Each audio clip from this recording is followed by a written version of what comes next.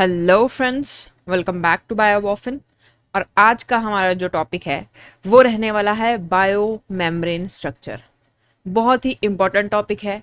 बहुत सारे क्वेश्चन इसके आपको देखने को मिलेंगे और ये इजी टॉपिक भी है जिससे आप बहुत सारे क्वेश्चंस को इजीली टैकल कर सकते हो अगर आप कॉन्सेप्ट को समझ गए तो।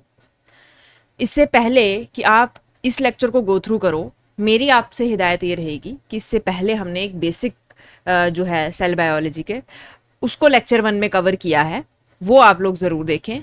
अगर आपने नहीं देखा है तो नीचे डिस्क्रिप्शन बॉक्स में आपको लिंक मिल जाएगा, वहाँ से आप उसको चेकआउट ज़रूर करिए और फिर जो है इस लेक्चर के साथ आगे बढ़िए। तो वीडियो को हम शुरू करते हैं और चलते हैं अपने टॉपिक की तरफ। तो जैसा कि आप सभी को पता है कि जब बायोमेम्ब्रेन्स की बात होती है तो वहाँ पे हम डिफरेंट डिफरेंट मॉडल्स पढ़ते हैं। ठीक है, 11th 12th है ना, अगर आपने बैचलर्स में ये चीज़ पढ़ी होगी, मास्टर्स में आप ये पढ़ के आए हैं, तो डिफरेंट डिफरेंट मॉडल्स की बात होती है जिसमें से सबसे ज़्यादा एक्सेप्टेड मॉडल है that is fluid mosaic model. ठीक है, बात हमें सिर्फ इसकी करनी है, बाकी सारी जो कहानी है वो आप लोगों को ऑलरेडी पता है। तो फ्लूइड मोज़ैक मॉडल ऑफ बायोमेम्ब्रेन्स, ठीक है, जब ये इंट्रोड्यूस हुआ तो साइंटिस्ट ने हमें बहुत सारी चीज़ों के बारे में बताया कि जो आपके फॉस्फोलिपिड्स हैं वो 2 लेयर्स में है ना, बाई लेयर में प्रेजेंट होती है। ठीक है, पिछले लेक्चर 1 में भी हम इसका थोड़ा सा बेसिक जो है वो वहाँ पे कवर करके आए हैं, तो आप वो जरूर देखें पहले, उसके बाद जो है लेक्चर 2 पे आए। ठीक है, तो साइंटिस्ट ने हमें बताया कि क्या फॉस्फोलिपिड बाई लेयर होती है और ये जो हेड वाला पोर्शन है वो कैसा होता है, hydrophilic phospholipid head groups present होते हैं। जो हाइड्रोफिलिक वाला जो नेचर है ना, वो देखो सेल के एक्सटर्नल वाली साइड पे भी वाटर इन्वायरमेंट है, इसलिए हेड वाला पोर्शन इस साइड को है, और सेल के अंदर साइटोसोल वाला जो पोर्शन है वो भी तो वाटरी इन्वायरमेंट है ना, इसीलिए हेड वाला पोर्शन इस साइड को, और जो हाइड्रोफोबिक टेल्स हैं वो एक दूसरे की तरफ को हैं, है ना। अब जैसे कि ये पूरा का पूरा सेल है और आपको इसका छोटा सा ये टुकड़ा जो है वो इस तरह से लार्ज करके दिखाया गया है, जिसमें आप देख रहे हो सेल का साइटोसोल है, ये सेल का एक्सटीरियर वाला पोर्शन है, प्लाज्मा मेम्ब्रेन है, जिसमें बहुत सारी अलग अलग प्रोटीन्स के बारे में हमें बताया गया है ना। जैसे देखो यहाँ पे ये है आपकी लिपिड एंकर्ड प्रोटीन, कहने का मतलब ये है ये किसी एक साइड पे एंकर होती है हमारे लिपिड्स में, है ना, लेकिन ये दोनों मेम्ब्रेन्स को पास नहीं करती। क्लियर है बात? इनके बारे में भी हम डिटेल्ड वीडियो जो है वो नेक्स्ट लेक्चर में हम बात करेंगे। उसके बाद आप देखो पेरिफेरल मेम्ब्रेन प्रोटीन, जो बिल्कुल पेरिफ्री पे हो। ठीक है, ये लिपिड एंकर्ड है, कहने का मतलब ये है इनके बीच में ना बॉन्ड बना होता है। जब हम आगे जाके इनके बारे में पढ़ेंगे तब इसको आप क्लियरली समझ पाओगे। पेरिफ्री का मतलब है बिल्कुल ऑन द एज पे होना, राइट। और आप क्या देख रहे हो, देखो एक ये भी है पेरिफेरल मेम्ब्रेन प्रोटीन। अब देखो एक्सटर्नल वाली पेरिफेरल मेम्ब्रेन प्रोटीन्स अलग होती हैं क्योंकि वो एक्सटर्नल वाली साइड पे हैं, और वैसे ही पेरिफेरल मेम्ब्रेन प्रोटीन्स इंटरनल वाली साइड पे भी होती हैं, सेल के इंटरनल वाली साइड पे। अब ये देखो इंटीग्रल मेम्ब्रेन प्रोटीन, अब देखो ये दोनों मेम्ब्रेन्स को बाईपास कर रही है ना, दोनों मेम्ब्रेन से गुजर रही है, तो इसीलिए इसको क्या कहा, इंटीग्रल मेम्ब्रेन प्रोटीन। तो इस तरह से काफ़ी प्रोटीन्स जो है वो आपको अलग अलग देखने को मिलेंगी। क्लियर होगी बात? अब देखो हर एक सेल की बनावट जो होती है ना, अब उसमें प्लाज्मा मेम्ब्रेन है ना, उसमें अलग अलग प्रोटीन्स पड़ी हुई है, लेकिन इनकी जो क्या कह सकते हैं कॉन्स्टिट्यूएंट्स है ना, उनकी मात्रा अलग अलग हो सकती है। जैसे मान लो कि कोई सेल है उसमें प्लाज्मा मेम्ब्रेन की मात्रा ज़्यादा है और ये प्रोटीन्स की कम, है ना, और कुछ सेल्स में हो सकता है कि ये प्रोटीन्स की मात्रा प्लाज्मा मेम्ब्रेन में ज़्यादा हो। तो ये जो कॉन्स्टिट्यूएंट्स है ना ये वेरी कर सकते हैं, लेकिन बनी इन्हीं चीज़ों की होती है, बस इनकी जो कॉम्पोजिशन है वो अलग अलग या वेरी कर सकती है। I hope this is clear. अभी क्या बोल रहा है, a bilayer of phospholipids about 3 nanometre thick provides the basic structure of all cellular membranes. ठीक है, जैसे कि मैंने आपको बताया बनावट जो है सेल की वो यही रहती है, बस इनकी कॉम्पोजिशन जो है वो कम ज़्यादा हो सकती है। Membrane proteins give each cellular membrane it's unique set of function. अब जैसे कि मैंने आपको बताया कि कईयों में क्या होता है, ये प्रोटीन्स जो है वो ज़्यादा होती हैं, कई सेल्स में ये प्रोटीन्स कम होती हैं, उसके बेसिस पे है ना ये प्रोटीन्स जो है वो unique set of function provide कर रही हैं सेल को। सेल की जो मेम्ब्रेन है उसका काम सिर्फ और सिर्फ सेल को प्रोटेक्ट करना या सेल की शेप बनाना ही नहीं है। ठीक है, आगे चल के हम बहुत सारे फंक्शंस उसके बारे में पढ़ने वाले हैं, तो आई होप ये आपको जो है वो क्लियर हो गया होगा। आगे हम लोग चलते हैं क्या बोल रहा है, individual phospholipids can move laterally and spin within the plane of the membrane, giving the membrane a fluid-like consistency similar to that of olive oil.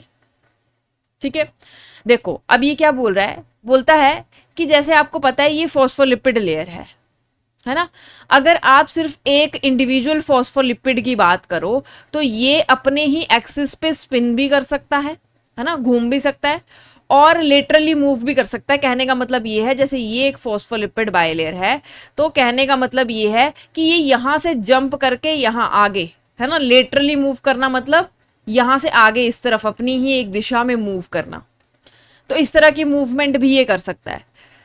आगे चल के हम इसकी मूवमेंट्स के बारे में भी एक डिस्कशन जो है वो करने वाले हैं, तो आप घबराइए मत, एवरीथिंग विल बी कवर्ड, ठीक है, लेकिन धीरे धीरे आपको इंट्रोड्यूस करवाना पड़ेगा चीज़ों से। तो बहुत सारे टाइप की मूवमेंट होती है, जैसे कि यहाँ पे बताया है कि लेटरली मूव करता है, जैसे मैंने आपको बता दिया लेटरल मूवमेंट का मतलब होता है, जैसे मान लो कि ये सेल मेम्ब्रेन है, ठीक है, और सेल मेम्ब्रेन में ये वाला जो फॉस्फोलिपिड है इसको हम नंबर 1 दे देते हैं, ठीक है। इस तरह से बहुत सारे फॉस्फोलिपिड जो हैं वो, है ना, बायलेयर पड़ी होगी, अब देखो ऐसे बायलेयर होगी, ठीक है। तो ये जो नंबर 1 है ये जो है वो लिटरली, कहने का मतलब है अपनी जगह से इसे आगे, अपनी जगह से आगे ऐसे ऐसे मूव कर सकता है। एक तो मूवमेंट ये बता दी मैंने आपको, दूसरा ये बोल रहे कि अपने ही एक्सिस पे ये इस तरह से स्पिन कर सकता है जैसे अर्थ अपने एक्सिस पे स्पिन करती है ना। एक तो वो रेवोल्यूशन करती है और फिर दूसरा कैसा है, ऐसे रोटेशन करती है, ठीक है। तो रोटेशन और रेवोल्यूशन, जैसे कि आपको पता है अर्थ की 2 तरह की मूवमेंट्स होती हैं, वैसे ये कह रहा है कि ये रिवॉल्व ना करके क्या कर रहा है, लेटरल मूवमेंट कर रहा है, मतलब आगे से आगे ऐसे जंप कर करके मूव कर सकता है। अब इसकी वजह से होता क्या है, सेल को एक फ्लूइडिक कंसिस्टेंसी मिलती है, जैसे कि यहाँ पे इन्होंने ऑलिव ऑयल से कंपेयर किया है, ठीक है। फ्लूइडिक नेचर का मतलब क्या है कि अगर आपको ऐसे सेल देखोगे ना तो आपको ये जो मेम्ब्रेन है ना वो फ्लूइड लाइक, ठीक है, या जेली लाइक आपको दिखाई देती है। क्लियर हो गई बात।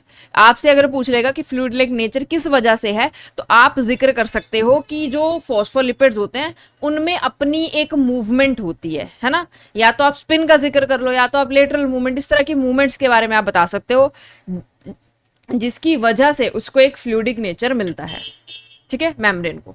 उसके बाद ये कहता है non covalent interactions between phospholipids and protein, ठीक है। तो ये बोल रहा है कि देखो नॉन कोवलेंट इंटरेक्शन होती है फॉस्फोलिपिड और फॉस्फोलिपिड के बीच में, ठीक है, कोई भी कोवलेंटली लिंकेज नहीं होती इनमें, है ना, नॉन कोवलेंट इंटरेक्शंस होती हैं। उसके बाद या तो इस फॉस्फोलिपिड और कोई प्रोटीन जो है उसके बीच में, इनमें भी क्या हो रहा है, नॉन कोवलेंट इंटरेक्शंस है। Lend strength and resilience to the membrane. अब ये जो नॉन कोवलेंट इंटरेक्शंस हैं इनके बीच में, इसकी वजह से सेल मेम्ब्रेन को क्या मिलती है, स्ट्रेंथ मिलती है, ठीक है। While the hydrophobic core of bilayer prevents the unassisted movement of water soluble substances from one side to other. अब ये कह रहा है क्योंकि जैसा कि आपको पता है, यहां पे देखो अगर कोई चीज बाहर पड़ी हुई है, ठीक है, और वो सेल के अंदर आना चाहती है, तो मैंने आपको बताया था कोई चीज अगर वाटर लविंग है ना तो वो यहां से कभी भी एंटर नहीं कर पाएगी। क्यों? क्योंकि फॉस्फोलिपिड लेयर से अगर वो यहां से एंटर करना चाहेगी तो हेड तो हाइड्रोफिलिक है, लेकिन जो टेल्स हैं वो कैसी हैं, हाइड्रोफोबिक, तो वो यहां से इनका पैसेज कभी भी अलाउ नहीं करेगी, ठीक है। तो सेल के बाहर से अगर कोई चीज अंदर आ रही है और वो वाटर लविंग है तो यहां से वो कभी मूव नहीं कर पाएगी, और अगर सेल के अंदर से बाहर जा रही है तब भी सेम ही क्राइटेरिया यूज करेगा सेल, राइट। अब क्या बोल रहा है कि द इंटीग्रल मेम्ब्रेन प्रोटीन्स, जिनको हम ट्रांस मेम्ब्रेन प्रोटीन्स भी कहते हैं, span the bilayer and often forms dimer and high order oligomers. जैसा कि आप यहां पे देख रहे हो, है ना, देखो ये इंटीग्रल मेम्ब्रेन प्रोटीन बड़ी है ना, काफी बड़ी है। इसका काम क्या है, ये क्या करती है, दोनों लेयर्स को स्पैन कर रही है, ये वाली लेयर को भी और ये वाली लेयर को भी, दोनों लेयर को स्पैन करके एक टनल सी क्रिएट कर रही है जिसकी मदद से ट्रांसपोर्ट हो सकता है। क्लियर है बात। अब ये बोलता है कि ये देखो ये जो ट्रांस मेम्ब्रेन प्रोटीन है ना आपकी, ये डाइमर्स फॉर्म करती हैं, ठीक है, जब हम आगे चल करके प्रोटीन्स का पूरा एक लेक्चर गो थ्रू करेंगे तब हम इसके बारे में समझेंगे वहाँ पे कि कैसे ये डाइमर्स फॉर्म करती है, कैसे ये हाई ऑर्डर ओलिगोमर्स जो हैं उनकी फॉर्म में वहाँ पे प्रेजेंट होती हैं। क्लियर है बात? अभी के लिए सिर्फ इतना याद रख लीजिए कि जो इंटीग्रल मेम्ब्रेन प्रोटीन्स हैं वो दोनों लेयर को स्पैन करती है, दोनों लेयर से गुजरती हैं और एक टनल लाइक स्ट्रक्चर क्रिएट कर देती हैं, जिसकी वजह से मूवमेंट है जो कुछ चीज़ों का, जिन चीज़ों का मूवमेंट लिपिड्स यहाँ से डायरेक्टली नहीं हो सकता, वो इन प्रोटीन्स के माध्यम से फिर ट्रैवल करते हैं। Right, I hope this is clear. आगे चलते हैं। उसके बाद लिपिड एंकर्ड प्रोटीन्स के बारे में बात की है। अब देखो, जितनी भी अभी तक चीजों के बारे में बात हुई थी उनमें नॉन कोवलेंट इंटरेक्शन की बात हुई थी। ठीक है, अब लिपिड एंकर जो प्रोटीन होती है तो वो भी प्रोटीन, लेकिन उसमें कोवलेंट इंटरेक्शन होती है फॉस्फोलिपिड्स के साथ। ठीक है, I hope I am clear. मैंने क्या कहा? मैंने कहा कि अगर नॉन कोवलेंट इंटरेक्शन है तो वहां पे कोवलेंट बॉन्ड को छोड़ करके हाइड्रोजन बॉन्ड्स हो सकते हैं। ठीक है, वंडरवॉल फोर्सेस हो सकती हैं। ठीक है, या फिर हाइड्रोफोबिक इंटरेक्शंस हो सकती हैं।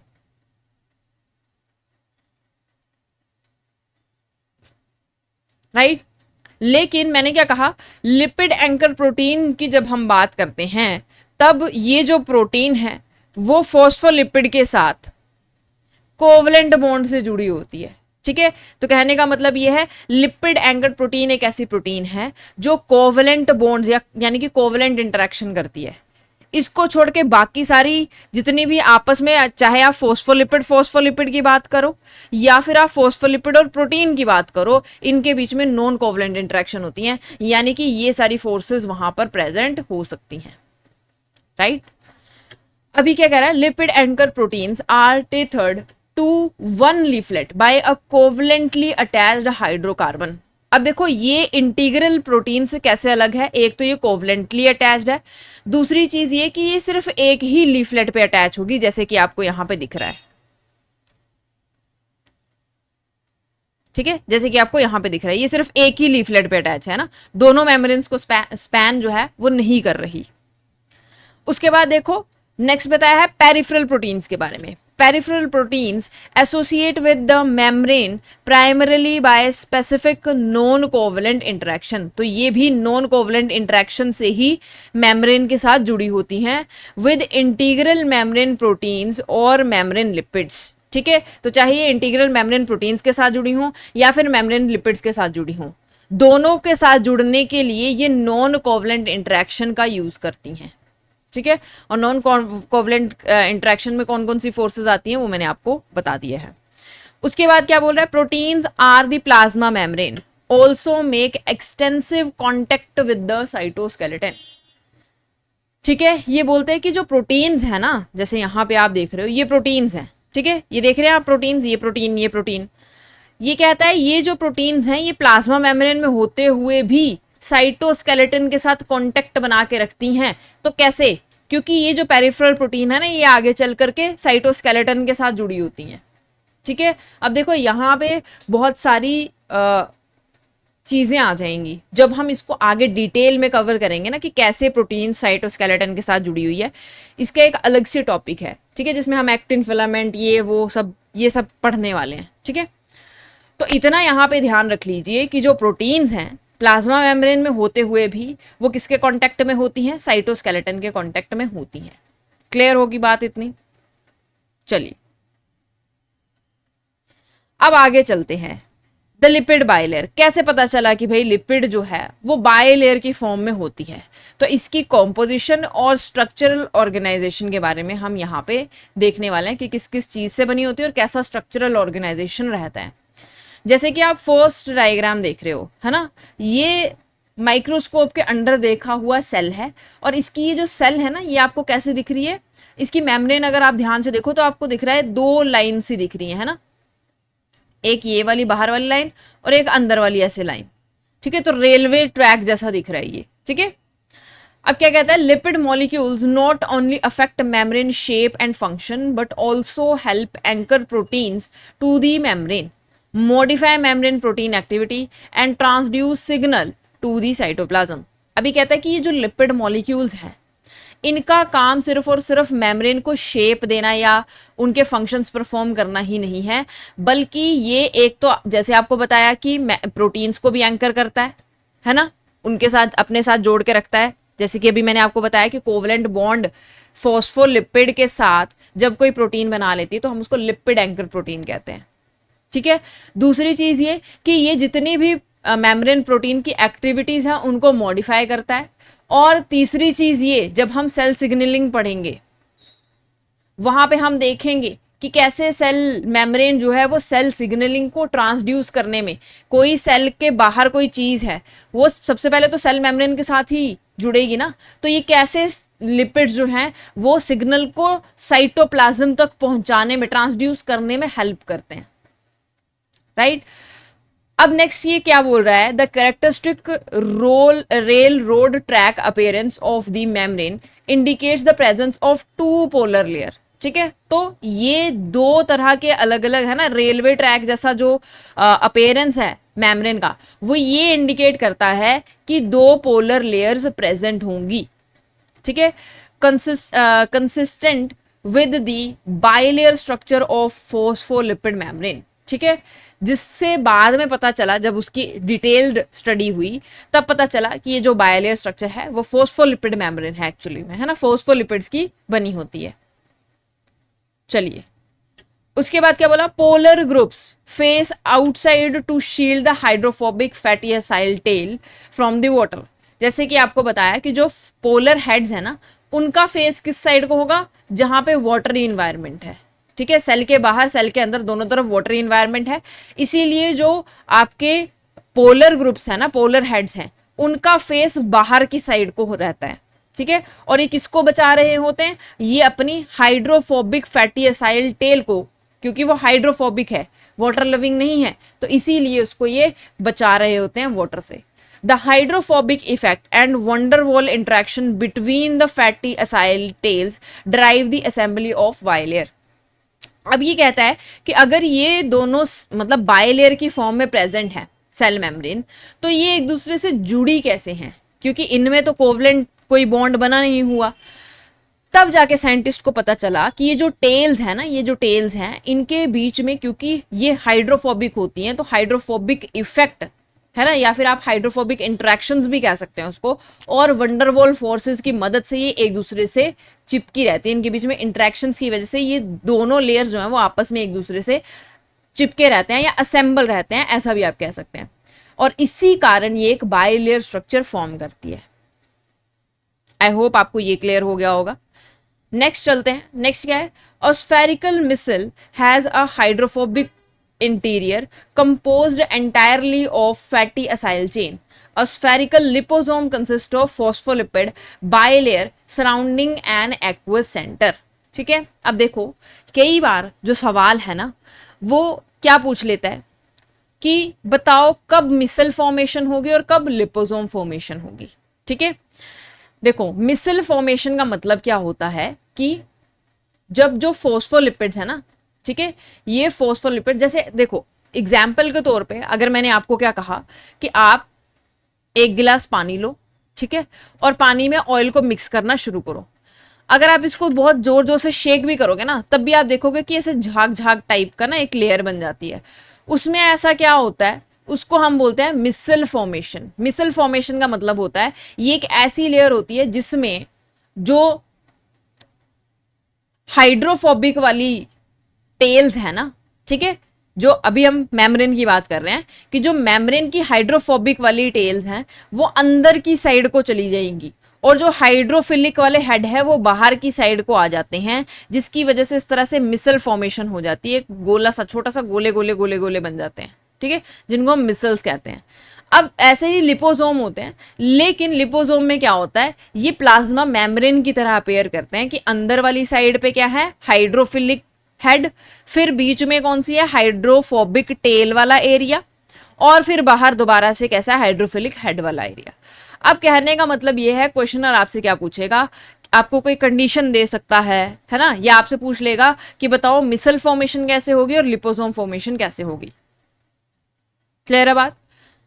चलिए अब ये क्या बोल रहा है, a preparation of biological membranes is treated with an organic solvent such as a mixture of chloroform and methanol. 3:1 की रेशो में क्लोरोफॉर्म और मिथेनॉल लिया और कोई भी एक बायोलॉजिकल मेम्ब्रेन को उसके साथ ट्रीट करवा दिया, ठीक है, which selectively solubilise the phospholipids and cholesterol. अब क्योंकि क्लोरोफॉर्म और मिथेनॉल डाला था, ठीक है, तो ये क्या करेगा, उस सेल की मेम्ब्रेन में जो फॉस्फोलिपिड प्रेजेंट है और जो कोलेस्ट्रॉल प्रेजेंट है उसको सोल्यूबलाइज कर लेगा। लेकिन किसको सोल्यूबलाइज नहीं कर पाएगा, इनसोल्यूबल कौन रह जाएगा, प्रोटीन्स और कार्बोहाइड्रेट, ठीक है। The solvent is removed by evaporation. अब क्या होगा, जैसे कि आपने ये सेल था, सेल के बीच में देखो कार्बोहाइड्रेट भी होगा, जैसे यहां पे दिखा रखा है, ये देखो फॉस्फोलिपिड बाइलेयर है, ठीक है, ये प्रोटीन है, ये ओलिगोसैकेराइड है यानी कि कार्बोहाइड्रेट्स, ठीक है। अब क्या हुआ, आपने इसको ट्रीट किया ऑर्गेनिक सॉल्वेंट के साथ, जैसे कि आपको यहां पे बता रखा है कि क्लोरोफॉर्म और मिथेनॉल ले लो, ठीक है, किस रेशो में लिया है, 3:1 में। फिर क्या होगा, ये अपने अंदर फॉस्फोलिपिड और कोलेस्ट्रॉल को डिसॉल्व कर लेता है, ठीक है। अनडिसॉल्व्ड कौन रह जाएगा, प्रोटीन और कार्बोहाइड्रेट। तो प्रोटीन और कार्बोहाइड्रेट जो इनसॉल्युबल रेजिड्यूज थे उनको रिमूव कर दिया गया वहां से, ठीक है। अब जब रिमूव कर दिया गया है तो सॉल्वेंट को आपने हीट किया है ना, और जो सॉल्वेंट है वो कैसा हो जाएगा, इवेपोरेट हो जाएगा। तो सिर्फ और सिर्फ क्या बच गया, फॉस्फोलिपिड्स रह गए, ठीक है। ये फॉस्फोलिपिड्स डिसॉल्व्ड फॉर्म में थे सॉल्यूशन में, इनको निकालने के लिए हमने क्या किया, सॉल्यूशन में जो वाटर था यानी कि सॉल्वेंट था उसको इवेपोरेट करवा दिया, ठीक है। और जैसे ही आप इवेपोरेट करवाओगे अब वहां पे फॉस्फोलिपिड्स जो है वो आपको वाटर में देखने को मिल जाएंगे। तो इस तरह से लिपोसोम जो है वो इस तरह से बनते हैं। क्लियर हो गई बात, कैसे बनेगा, जब पूरी की पूरी सेल मेम्ब्रेन डिसरप्ट हो जाती है उस टाइम पे जो आपके फॉस्फोलिपिड्स है ना, या उनमें से आप प्रोटीन्स कार्बोहाइड्रेट्स ये अगर निकाल दो तो लिपोसोम सिर्फ और सिर्फ फॉस्फोलिपिड बाइलेयर का बना होता है। क्लियर है बात, ये एक मिनी सेल मेम्ब्रेन है, ऐसा बोल सकते हो, without protein without carbohydrate, right. अब देखो एक यहां पे इन्होंने एक तो ऐसे बिल्कुल बताया कि लिपोसोम बनता है, राइट। अब एक इन्होंने यहाँ पे सेम ऐसे ही दिखा रखा है, बस इन्होंने यहाँ पे क्या किया है, डिसॉल्व फॉस्फोलिपिड इन सॉल्वेंट, कि यहां से आपने इवेपोरेट किया, अब सिर्फ फॉस्फोलिपिड रह गया होगा, फिर उसको सॉल्वेंट में डिसॉल्व किया दोबारा, and apply a small hole in partition, एक प्लास्टिक की पार्टीशन पाइप ली, उसमें एक छोटा सा होल यहाँ पे क्रिएट कर दिया, ठीक है। अब जब इसमें फॉस्फोलिपिड्स डाले होंगे तो जहां पे इनको होल दिखा होगा ये उसके आसपास जो है वो इकट्ठा होना शुरू हो गए होंगे, क्योंकि इनकी हाइड्रोफोबिक टेल जो है ना वो इनको मजबूर कर देती है कि मुझे बचाओ, मुझे पानी नहीं पसंद, मेरे को इससे दूर जाना है। तो ये एक ऐसा स्पेस क्रिएट कर लेंगी जिनकी वजह से हाइड्रोफोबिक टेल एक साइड पे और हाइड्रोफिलिक हेड जो है वो बाहर वाली साइड पे रहेंगे, ठीक है। ये सेम यही चीज है, बस एक अलग तरीके से आपको यहाँ पे शो किए कि कैसे बन सकता है, राइट। अब क्या है, if the extracted material are mechanically dispersed in water they simultaneously form liposome.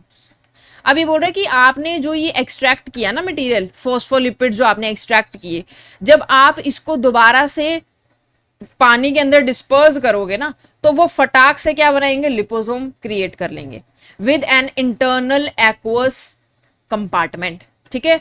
अंदर वाला जो कंपार्टमेंट है वो कैसा होगा, एक्वस होगा, क्योंकि यहाँ पे वाटर लविंग हेड प्रेजेंट है। क्लियर होगी बात। अब देखो लिपोसोम को ना ड्रग डिलीवरी में काफी अच्छे तरीके से यूज किया जाता है,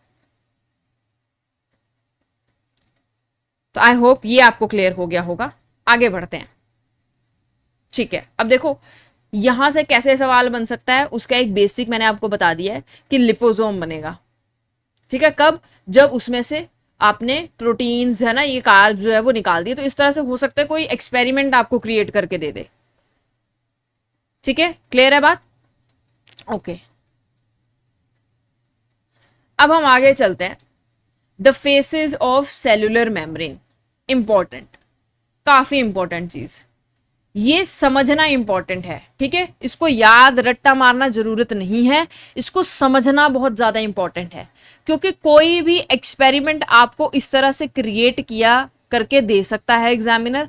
अगर आप आपने ये डिकोड ही नहीं कर पाए कि फेस कौन सा है सेलुलर मेम्ब्रेन का, कौन सा बाहर रहेगा कौन सा अंदर रहेगा, तो सवाल गलत हो सकता है। ठीक है, अब क्या बोल रहा है, the plasma membrane a single bilayer encloses the cell. जैसा कि आपको पता है सेल को चारों तरफ से सील किसने किया हुआ है, प्लाज्मा मेम्ब्रेन ने किया हुआ है। ठीक है, vesicle and some organelles have a single membrane and their internal aqueous space is topologically equivalent to the outside of the cell. ठीक है, अब देखो जैसे कि ये वेसिकल है या कोई भी ऑर्गेनल ही आप ले लो, जैसे यहाँ पे गोल्जाई ले लो। ठीक है, अगर इसको समझने से पहले ये समझाऊं मैं आपको, तो यहाँ पे ध्यान से देखो, ये है आपकी सेल मेम्ब्रेन का एक छोटा सा टुकड़ा, यहाँ पे बड़ा करके दिखाया है। ये बोल रहे हैं कि ये जो ग्रे वाला हिस्सा है ना, ये है एक्सोप्लाज्मिक फेज। ठीक है, बाहर वाला फेज, और इससे बाहर ये जो व्हाइट वाला हिस्सा है ना, ये एक्सटर्नल। ठीक है, इसको आप एक्सटर्नल बोलते हैं। फिर आ जाता है एक्सोप्लाज्मिक फेज, जो है वो एक्सटर्नल वाली साइड होता है। इसके बाद आ जाता है साइटोप्लाज्मिक फेज, जो साइटोसोल वाली साइड पे होता है। और फिर ये जो ब्राउन जैसे कलर में आपको दिखाई दे रहा है, स्किन से कलर में, ये है आपका साइटोप्लाज्म। देखिए, इसको ध्यान से समझ लीजिएगा, ये बहुत इंपॉर्टेंट चीज है। ठीक है, अब क्या बोल रहा है ये बोलता है कि मान लो कि कोई ऑर्गेनल है। ठीक है, फॉर एग्जाम्पल जैसे गोल्जाई ले लो। अब ये बोल रहा है कि गोल्जाई के बाहर ये देखो, ये जो ऑरेंज वाली लाइन है ना, ये इस तरफ को आ रही है, यानी कि ये कौन सा फेज होगा, ये साइटोसोलिक फेज होगा, क्योंकि ये साइटोसोल वाली साइड पे है। ठीक है, इसके अंदर जो ग्रेइश वाली लेयर है वो कौन सी फेज है, एक्सोप्लाज्मिक फेज। क्यों, क्योंकि वो जैसे सेल के बाहर वाला एनवायरनमेंट है ना एक्सटर्नल, वैसे ही सेल के अंदर वाला एनवायरनमेंट है जो कि व्हाइट कलर में दर्शाया है, दैट इज एक्सटर्नल। ठीक है, आगे चल के जब आप मेम्ब्रेन से जो ट्रांसपोर्ट है ना प्रोटीन्स का, जब वो पढ़ोगे वहां पे बहुत कंफ्यूजन होगी, अगर ये यहां पे समझ नहीं आया तो। क्लियर होगी बात। वैसे ही देखो लाइसोसोम। अब लाइसोसोम की जो बाहर वाली मेम्ब्रेन है, क्योंकि वो साइटोप्लाज्म के साथ जुड़ी हुई है ना, सेल के अंदर साइटोप्लाज्म है, तो इसके ये जो सबसे बाहर वाली लेयर हुई वो कौन सी हुई, साइटोप्लाज्मिक लेयर। ठीक है, अंदर जो ग्रे वाली है वो हो गई एक्सोप्लाज्मिक, और उसके अंदर जो व्हाइट कलर से दिखाया है वो एनवायरनमेंट कैसा है, जैसे सेल के बाहर है, व्हाइट कलर से दिखाया है आपको। ठीक है, तो ये एक्सटर्नल एनवायरनमेंट हो गया इसका। ठीक है, अब देखो यहाँ पे एक्सटर्नल नहीं होगा, वहां पे अलग अलग टर्म्स यूज की जाती हैं, वो आगे चल के हम धीरे धीरे सीख लेंगे। क्लियर हो गई बात। अब वैसे ही एंडोप्लाज्मिक का है, रेड वाली वो जो सबसे बाहर वाली लेयर है वो कौन सी हो जाएगी, साइटोप्लाज्मिक। ग्रे वाली जो अंदर है वो कैसी हो जाएगी, कैसी हो जाएगी ग्रे वाली,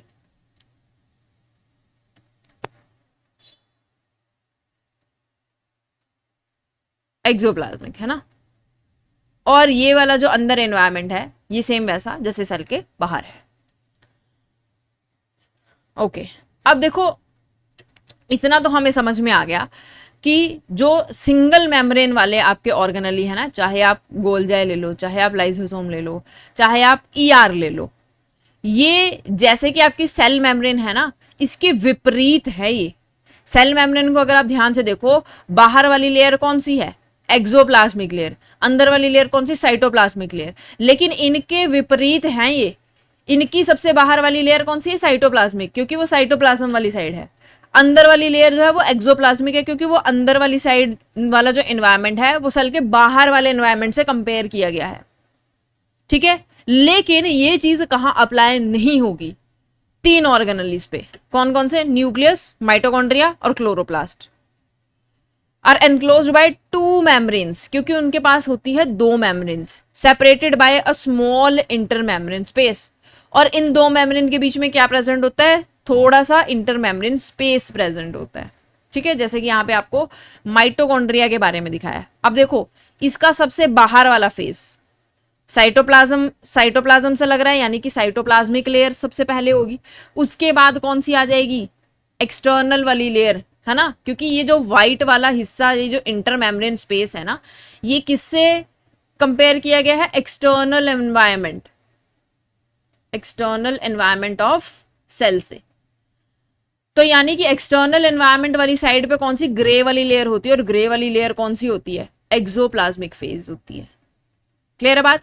फिर उसके बाद यही एक्सटर्नल एनवायरनमेंट वाली साइड पे, ठीक है, सेम कौन सी वाली लेयर होगी, ग्रे वाली लेयर पहले होगी, यानी कि दोबारा से एक्सोप्लाज्मिक फेज आएगा। और फिर उसके बाद अंदर साइटोसोल, ये साइटोसोल है ना इसका, जैसे सेल का साइटोसोल है वैसे ही माइटोकॉन्ड्रिया के अंदर साइटोसोल है, ठीक है। तो ये साइटोसोलिक वाली साइड पे कौन सी लेयर होगी, साइटोसोलिक फेज, ठीक है। और अंदर जो है वो आपका मैट्रिक्स जो है वो रहता है, ठीक है। अगर अभी भी आपको क्लियर नहीं हुआ है तो कोई बात नहीं, एक बार इसको दोबारा रीकैप करेंगे। The exoplasmic faces of the inner and outer membrane around these organelles border the inter membrane space between them. ठीक है, देखो इसको समझते हैं कैसे। मैंने क्या कहा, अगर कोई सिंगल मेम्ब्रेन का ऑर्गेनली है, ठीक है, फॉर एग्जांपल लाइसोसोम उठा लिया हमने, ये है लाइसोसोम, ठीक है। अब ये क्योंकि सेल के अंदर पड़ा हुआ है, सेल के अंदर पड़ा हुआ है, तो सेल के साथ इसकी बाहर वाली जो लेयर है वो किसके साथ लग रही है, साइटोप्लाज्म के साथ, यानी कि इसकी सबसे पहली लेयर हो जाएगी साइटोप्लाज्मिक, साइटोसोलिक फेज ऐसे लिख लेते हैं, ठीक है। और फिर जो सेल के अंदर वाली साइड पे लग रही होगी वो कौन सी हो जाएगी, एक्सोप्लाज्मिक। क्यों, क्योंकि इसके जो अंदर का एनवायरनमेंट है वो किसके साथ कंपेयर किया गया है, सेल के बाहर यानी कि एक्सटर्नल एनवायरनमेंट के साथ, ठीक है, जिसको यहां पे व्हाइट कलर से आप देख रहे हो। क्लियर होगी बात। तो ये दो लेयर का जिक्र ऐसे आपको याद रखना है, ठीक है। लेकिन यही चीज उल्टी हो जाएगी किसके केस में, माइटोकॉन्ड्रिया के केस में, न्यूक्लियस के केस में और क्लोरोप्लास्ट के केस में, ठीक है। वहां पे कैसे काम करेगा उसको ध्यान में रखना। देखो सबसे पहले ये माइटोकॉन्ड्रिया है, ये माइटोकॉन्ड्रिया, इसकी ये जो लेयर है वो सबसे बाहर वाली, ये किसके साथ लग रही है, साइटोप्लाज्म के साथ।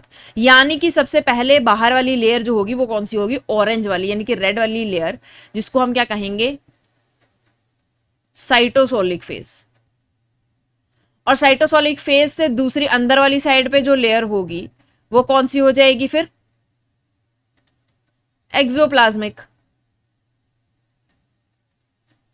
है ना, एक्सोप्लाज्मिक हो जाएगी। क्योंकि यहां पे क्या रहता है, इस तरह से इंटरमेम्ब्रेन स्पेस रहता है, ये स्पेस देख रहे हैं आप, ये खाली स्पेस, ठीक है, जिसको अभी मैंने रेड से कवर कर दिया, ये स्पेस सेल के बाहर वाले एक्सटर्नल एनवायरनमेंट से कंपेयर किया गया है, इसलिए ये वाली जो लेयर है वो कौन सी हुई, एक्सोप्लाज्मिक। अब ये जो है ये स्पेस है, ये कैसा स्पेस है, जैसा कि सेल के बाहर वाला एनवायरनमेंट है वैसा, ठीक है। तो सेल के अगर बाहर वाला एनवायरनमेंट है तो इसके बाहर वाले एनवायरनमेंट के साथ सबसे पहली जो लेयर लगेगी, देखो यहां पे सेल के सबसे बाहर वाले एनवायरनमेंट के साथ जो सबसे पहली लेयर लग रही है कौन सी है, एक्सोप्लाज्मिक फेज, यानी कि इसकी जो ये सबसे पहली लेयर है ये होगी एक्सोप्लाज्मिक फेज, ठीक है। फिर उसके बाद एक और अंदर फेज होगा जो इसके साइटोसोल के साथ लग रही है, दैट इज साइटोसोलिक फेज, ठीक है। अगर आपको अभी भी कंफ्यूजन है तो आप एक काम करिए, इसको ऐसे याद रख लीजिए, फॉर सिंगल मेम्ब्रेन ऑर्गेनेलीज और फॉर डबल मेम्ब्रेन ऑर्गेनेलीज। देखो वैसे तो एक वीडियो ऑलरेडी अवेलेबल है जिसमें न्यूक्लियस, माइटोकॉन्ड्रिया, क्लोरोप्लास्ट, जो भी डबल मेम्ब्रेन वाले आपके ऑर्गेनेलीज हैं, इनके बारे में वहां पे डिटेल डिस्कशन की हुई है, ठीक है। तो अगर किसी को डिटेल में समझना है, नीचे डिस्क्रिप्शन बॉक्स में आपको लिंक मिल जाएगा, वहां से आप इस टॉपिक को अच्छे से समझ लो, ठीक है। अगर किसी को अभी भी याद नहीं हो रहा, अभी भी समझ नहीं आ रहा कि क्या चल रहा है अंदर वाली बाहर वाली, तो ऐसे याद रख लो, सिंगल ऑर्गेनेलीज में सबसे बाहर वाली लेयर, ठीक है, सबसे आउटर लेयर होती है कौन सी, साइटोसोलिक, ठीक है। दिमाग में एक एग्जाम्पल लेके रखना, लाइसोसोम, लाइसोसोम की सबसे बाहर वाली लेयर किसके साथ लग रही है, साइटोप्लाज्म के साथ, इसलिए आउटर लेयर साइटोसोलिक या साइटोप्लाज्मिक ऐसे भी समझ सकते हो, ठीक है। और फिर इससे इनर वाली हो जाएगी कौन सी, एक्सोप्लाज्मिक। अब यहाँ पे एक्सोप्लाज्मिक क्यों लिख दिया, क्योंकि अंदर वाली जो लेयर है वो इसके अंदर के एनवायरनमेंट के साथ लग रही है, जिस एनवायरनमेंट को किसके साथ कंपेयर किया गया है, सेल के बाहर यानी कि एक्सटर्नल एनवायरनमेंट के साथ कंपेयर किया गया है। क्लियर होगी बात? तो इसके बारे में सिर्फ ये दो चीजें याद रखनी है। अब याद किसके बारे में रखना है, डबल मेम्ब्रेन वाले ऑर्गेनेली के बारे में। ठीक है, इसकी भी जो सबसे पहली आउटर वाली लेयर होगी ना, वो कैसी होगी, देखो जैसे माइटोकॉन्ड्रिया है ना, अब ये साइटोप्लाज्म में पड़ा हुआ, तो साइटोप्लाज्म के साथ सबसे पहली लेयर लग रही होगी, इसलिए ये हो जाएगी कौन सी, साइटोसोलिक पहली लेयर। उसके बाद इसकी जो सबसे पहली मेम्ब्रेन है ना बाहर वाली, उसकी इनर मेम्ब्रेन की बात की, ये वाली की। ठीक है, ये साइटोसोलिक है, यानी कि दूसरी कैसी हो जाएगी, एक्सोप्लाज्मिक। ठीक है, फिर बीच में आ जाएगा इनके स्पेस। ठीक है, एक तो लेयर ये हो गई ना, अब दूसरी लेयर आ जाएगी, ये पहली लेयर हुई। ठीक है, जिसका इनर और आउटर एनवायरनमेंट के लेयर के बारे में हमने बात की। फिर स्पेस आ गया, जिसको हम कंपेयर करते हैं सेल के एक्सटर्नल एनवायरनमेंट के साथ। ठीक है, फिर दूसरी लेयर आ जाएगी, तो दूसरी लेयर की जो आउटर वाली लेयर होगी और एक होगी इसके भी अंदर वाली लेयर। ठीक है, अब ध्यान देना, ये तो पहली वाली की हमने बात कर ली, फिर हमने स्पेस की भी बात कर ली। अब इस स्पेस को किसके साथ कंपेयर किया गया था, सेल के एक्सटर्नल एनवायरनमेंट के साथ। ठीक है, तो यानी कि सेल के एक्सटर्नल एनवायरनमेंट के साथ जो लेयर लग रही होगी वो कौन सी होगी, एक्सोप्लाज्मिक। क्योंकि इनर वाली लेयर जो है वो इसके मैट्रिक्स यानी कि इसके साइटोसोल के साथ लग रही है, इसीलिए ये हो जाएगी साइटोसोलिक। ठीक है, तो कैसे याद रखना है, बाहर से अंदर की तरफ को अगर आपको याद रखना है तो पहली लेयर कौन सी, साइटोसोलिक, फिर एक्सोप्लाज्मिक, फिर उसके बाद स्पेस, फिर एक्सोप्लाज्मिक और साइटोसोलिक। ठीक है, ऊपर वाले का उल्टा कर दो नीचे, इस तरह से याद रख सकते हो। सिंगल वाला तो आपके लिए इजी है। आई होप अब आपको कोई भी कंफ्यूजन नहीं है, आपको सब कुछ क्लियर हो गया है। चलिए अब आगे बढ़ते हैं। अब ये क्या बोलता है, the faces of cellular membranes are conserved during membrane budding and fusion. अब क्या सवाल खड़ा हुआ कि भाई हम ये समझ गए कि बाहर वाली जो है वो एक्सोप्लाज्मिक है, अंदर वाली साइटोसोलिक है, लेकिन क्या जब हमने पढ़ा था कि ये बडिंग होती है ना, हम वहां पे एक्सोसाइटोसिस पिछले लेक्चर में पढ़ के आए थे, है ना, इस तरह के बहुत सारे ट्रांसपोर्ट होते हैं सेल के अंदर, तो क्या उस दौरान ये जो आप बता रहे हैं कि एक्सोप्लाज्मिक फेज होता है ना, सेल के अंदर वाली साइड पे कैसे एक्सोप्लाज्मिक फेज आ जाएगा, तो इसका जवाब यहाँ पे है। अगर आपको भी ये पीछे कंफ्यूजन हुई ना कि सेल का ये वाला जो एनवायरनमेंट है इसको हम एक्सोप्लाज्मिक बाहर वाले एनवायरनमेंट के साथ कैसे कंपेयर कर रहे हैं, तो उसका जवाब आपके पास यहाँ है। ठीक है, देखो क्या बोल रहा है, ड्यूरिंग एंडोसाइटोसिस। ठीक है, एक तरह का ट्रांसपोर्ट है, सेल के अंदर होता है। A segment of plasma membrane buds inward towards the cytosol and eventually pinch of a separate vesicle. अब क्या होता है, एंडोसाइटोसिस में कोई भी चीज सेल से बाहर है और वो बाहर से कहां, अंदर की तरफ को जाना चाहती है, यानी कि ये चीज को अंदर को ट्रांसपोर्ट करना है सेल को। तो क्या होता है, ये जो मेम्ब्रेन होती है ना, ये अंदर इस तरह से ऐसे बर्डिंग होना शुरू हो जाती है, अंदर की तरफ को, इनवर्ड की तरफ को ऐसे डेंट होना शुरू हो जाती है। फिर डेंट होते होते ये ऐसे इस तरह से एक स्पेस क्रिएट करती है, ये सामान जो है वो इसके अंदर इस तरह से पैक हो जाएगा। हो गया। अब यहां से क्या होता है, देखो ये जो प्रोसेस है ना, इसमें आगे चल के हम देखेंगे कि कैसे कौन कौन सी प्रोटीन्स यहाँ पे होती हैं, है ना, डायनिन प्रोटीन वगैरह जो इसको पिंच ऑफ करने में हेल्प करती हैं, वो सब कुछ बहुत डिटेल में हम आगे कवर अप करने वाले हैं। ये सिर्फ आपका बेसिक बनाने की कोशिश की जा रही है यहाँ पे। ठीक है, क्योंकि अगर आप बेसिक समझ लेंगे ना तो आप कोई भी क्वेश्चन टैकल कर सकते हो। ठीक है, अब क्या होगा, यहाँ पे प्रोटीन्स होती हैं जो इस बड को पिंच ऑफ कर देती हैं। अब देखो, अब ये जो बड था, है ना, इसके ऊपर सबसे पहली लेयर जो थी वो कौन सी थी, ग्रे वाली, यानी कि कौन सी, एक्सोप्लाज्मिक। अब अगर इसके अंदर देखो तो कौन सी वाली लेयर सबसे पहले है, मतलब अंदर वाली साइड की तरफ अगर आप देखो तो कौन सी वाली लेयर है, एक्सोप्लाज्मिक लेयर है, और बाहर वाली साइड पे देखो तो कौन सी है, साइटोसोलिक। तो कहने का मतलब ये है, ये जो आपकी एक फॉलो किया हुआ है ना मेथड एक सेल ने, कि एक्सोप्लाज्मिक मतलब बाहर वाला है ना, साइटोप्लाज्मिक मतलब जो साइटोप्लाज्म वाली साइड को रहेगा, तो वो वाली लेयर आप देखो कि साइटोप्लाज्म वाली साइड को ही है, चाहे अंदर से बाहर जा रहा है, बाहर से अंदर भी जाएगा ना, तब भी सेम ऐसे ही रहेगा। ठीक है, नेक्स्ट बोल रहे हैं during this process the cytosolic phase of the plasma membrane remains facing the cytosol. ये कह रहा है कि इस फेज के दौरान जो भी ट्रांसपोर्ट हो रहा है ना, उसमें ये आप देखो साइटोसोलिक वाला फेज है ना प्लाज्मा मेम्ब्रेन का, वो साइटोसोलिक को ही फेस करके रख रहा है, साइटोसोल को ही फेस कर रहा है। और जो एक्सोप्लाज्मिक वाला फेज है of new vesicle membrane face is the vesicle lumen, वो इस वेसिकल के ल्यूमेन को फेस कर रहा है।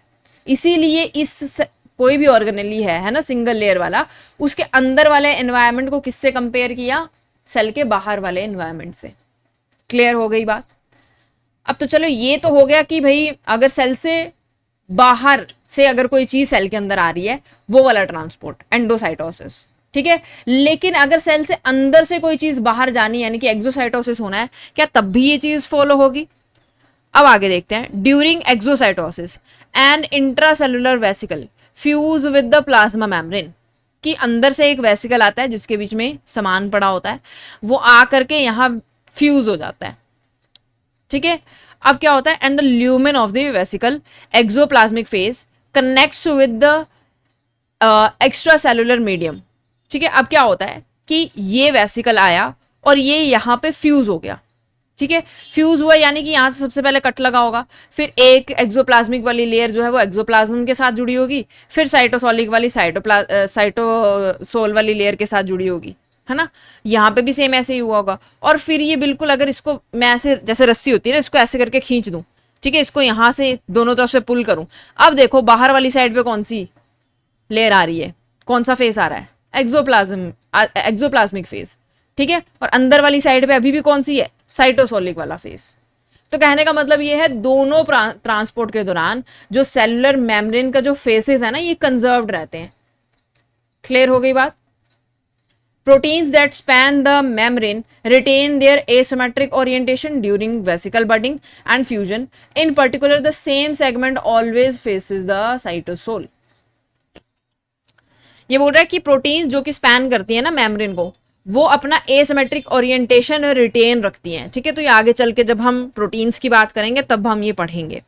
ठीक है, अब ये बोल रहा है चाहे देखो वेसिकल बडिंग हो रही है चाहे फ्यूजन हो रही है, पर्टिकुलरली जो साइटोसोल वाला फेज है ना, वो हमेशा साइटोसोल वाले ही सेगमेंट को फेस करके रखेगा, और जो आपका ये एक्सोप्लाज्मिक वाला फेज है, ये हमेशा एक्सोप्लाज्म को फेस करके रखता है।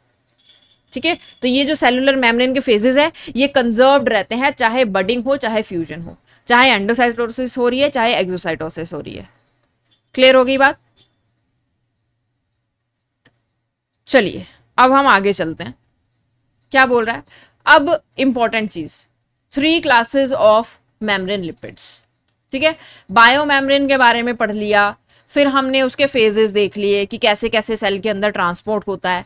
अब हमें क्या चीज देखनी है मेम्ब्रेन के बारे में, जो उनको बना रही है, जो आपकी फॉस्फोलिपिड बाइलेयर क्रिएट कर रही है। कौन है ये, मेम्ब्रेन लिपिड्स है। तो ये कहता है कि ये जो मेम्ब्रेन लिपिड्स आप देख रहे हो ना, ऐसे वाले, ये वाले, ये 3 तरह के होते हैं, 3 क्लासेस में डिवाइडेड हैं। सबसे पहले ये बोल रहा है most phosphoglycerides are derivative of glycerol three phosphate. बोले जितने भी फॉस्फोग्लिसराइड्स आपको सेल मेम्ब्रेन में देखने को मिलते हैं, वो मोस्टली किससे डराइव किए जाते हैं, ग्लिसरॉल 3-फॉस्फेट से। अब ग्लिसरॉल 3-फॉस्फेट में क्या होता है, 2 esterified fatty acyl chains present होती हैं, जैसे कि आप यहां देख रहे हो, ये आपका एक लिपिड है ना, और ये देखो इसकी ये जो लेग्स है ना, इनकी बात कर रहा है कि 2 esterified fatty acyl chain present होती हैं। ठीक है, एस्टेरिफाइड का मतलब क्या होता है, देखो यहाँ पे एस्टर बॉन्ड बन रहा है, एस्टर बॉन्ड। क्लियर है, एस्टर बॉन्ड जिन फैटी एसाइल चेन में बनता है उनको हम कहते हैं एस्टेरिफाइड फैटी एसाइल चेन, और ये प्रेजेंट होते हैं किसमें, फॉस्फोग्लिसराइड में।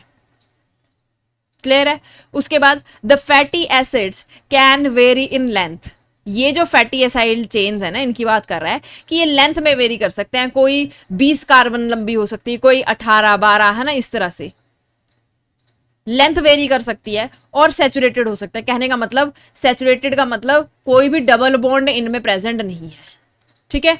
और ये अनसैचुरेटेड भी हो सकते हैं, यानी कि 1 2 या 3 डबल बॉन्ड जो है वो प्रेजेंट हो भी सकते हैं। तो सैचुरेटेड और अनसैचुरेटेड दो तरह की फैटी एसाइड चेंज होती हैं, और लेंथ में भी ये वेरी कर सकती है। कोई जो है वो 15 कार्बन की हो सकती है, कोई जो है वो 18 कार्बन की हो सकती है, ठीक है, अलग अलग लेंथ की ये हो सकती है। उसके बाद इन फोस्फोटेडाइल कोलिन, ठीक है, आगे चल करके यही ग्लिसरॉल 3 फॉस्फेट जो है ना, वो देखो एक तो ग्लिसरॉल मॉलिक्यूल के साथ ये जुड़ता है, इसीलिए इसको ग्लिसरॉल 3 फॉस्फेट कहा गया ना। और फिर ये ग्लिसरॉल का जो ये फॉस्फेट है ना, आगे चल करके अलग अलग हेड ग्रुप से जाकर के जुड़ता है, जिसमें से एक हेड ग्रुप आपका कौन सा है, फोस्फोटेडाइल कोलिन, जो कि यहाँ पे बताया गया है। ये बोल रहा है the head group is choline, इसमें ये वाला जो हेड ग्रुप है ये कौन सा है, कोलिन है। The molecule attach to the phosphate group in 3 other common phosphoglyceride. देखो बोल रहा है एक तो ये इस तरह से अटैच हो सकता है कि जो हेड ग्रुप है ना वो फोस्फोटेडाइल कोलिन जुड़ जाए। ये सारे के सारे फोस्फोग्लिसराइड के टाइप्स हैं, आगे चल के अलग अलग अलग अलग बेस्ड ऑन कौन सा टाइप ऑफ हेड जो है वो उनके साथ जाकर के जुड़ता है। पीछे की जो चेन है वो ऐसी ही रहेगी कि 2 फैटी एसाइल चेन है, ग्लिसरॉल ग्रुप है, फिर ग्लिसरॉल ग्रुप का जो फॉस्फेट है ना वो आगे चल के अलग अलग हेड ग्रुप्स के साथ जुड़ता है। जैसे अगर इसके साथ कोलिन जुड़ गया, ठीक है, ये वाला जुड़ गया तो ये बन जाएगा फोस्फोटेडाइल कोलिन। अब अगर इसके साथ जुड़ गया ये वाला फोस्फोटेडाइल इथेनोलामाइन कहते हैं इसको, ठीक है। तो अब ये वाला कौन सा हो गया, फोस्फोटेडाइल इथेनोलामीन, क्योंकि इसके साथ हेड ग्रुप जो है वो ये वाला जुड़ा हुआ है। अब वैसे ही ये सारा का सारा सेम रहेगा पीछे वाला स्ट्रक्चर, ठीक है, और हेड ग्रुप जो है वो कौन सा जुड़ जाए, सीरीन, फोस्फोटेडाइल सीरीन कहते हैं इसको। और वैसे ही ये पूरा का पूरा पिछला स्ट्रक्चर सेम ही है, और हेड ग्रुप जो है वो कौन सा जुड़ जाए, फोस्फोटेडाइल आइनोसिटोल, ठीक है। तो ये सारे अलग अलग टाइप के फोस्फोग्लिसराइड्स हैं, जिनमें सिर्फ और सिर्फ फर्क किस चीज का होता है, हेड ग्रुप का। क्लियर होगी बात।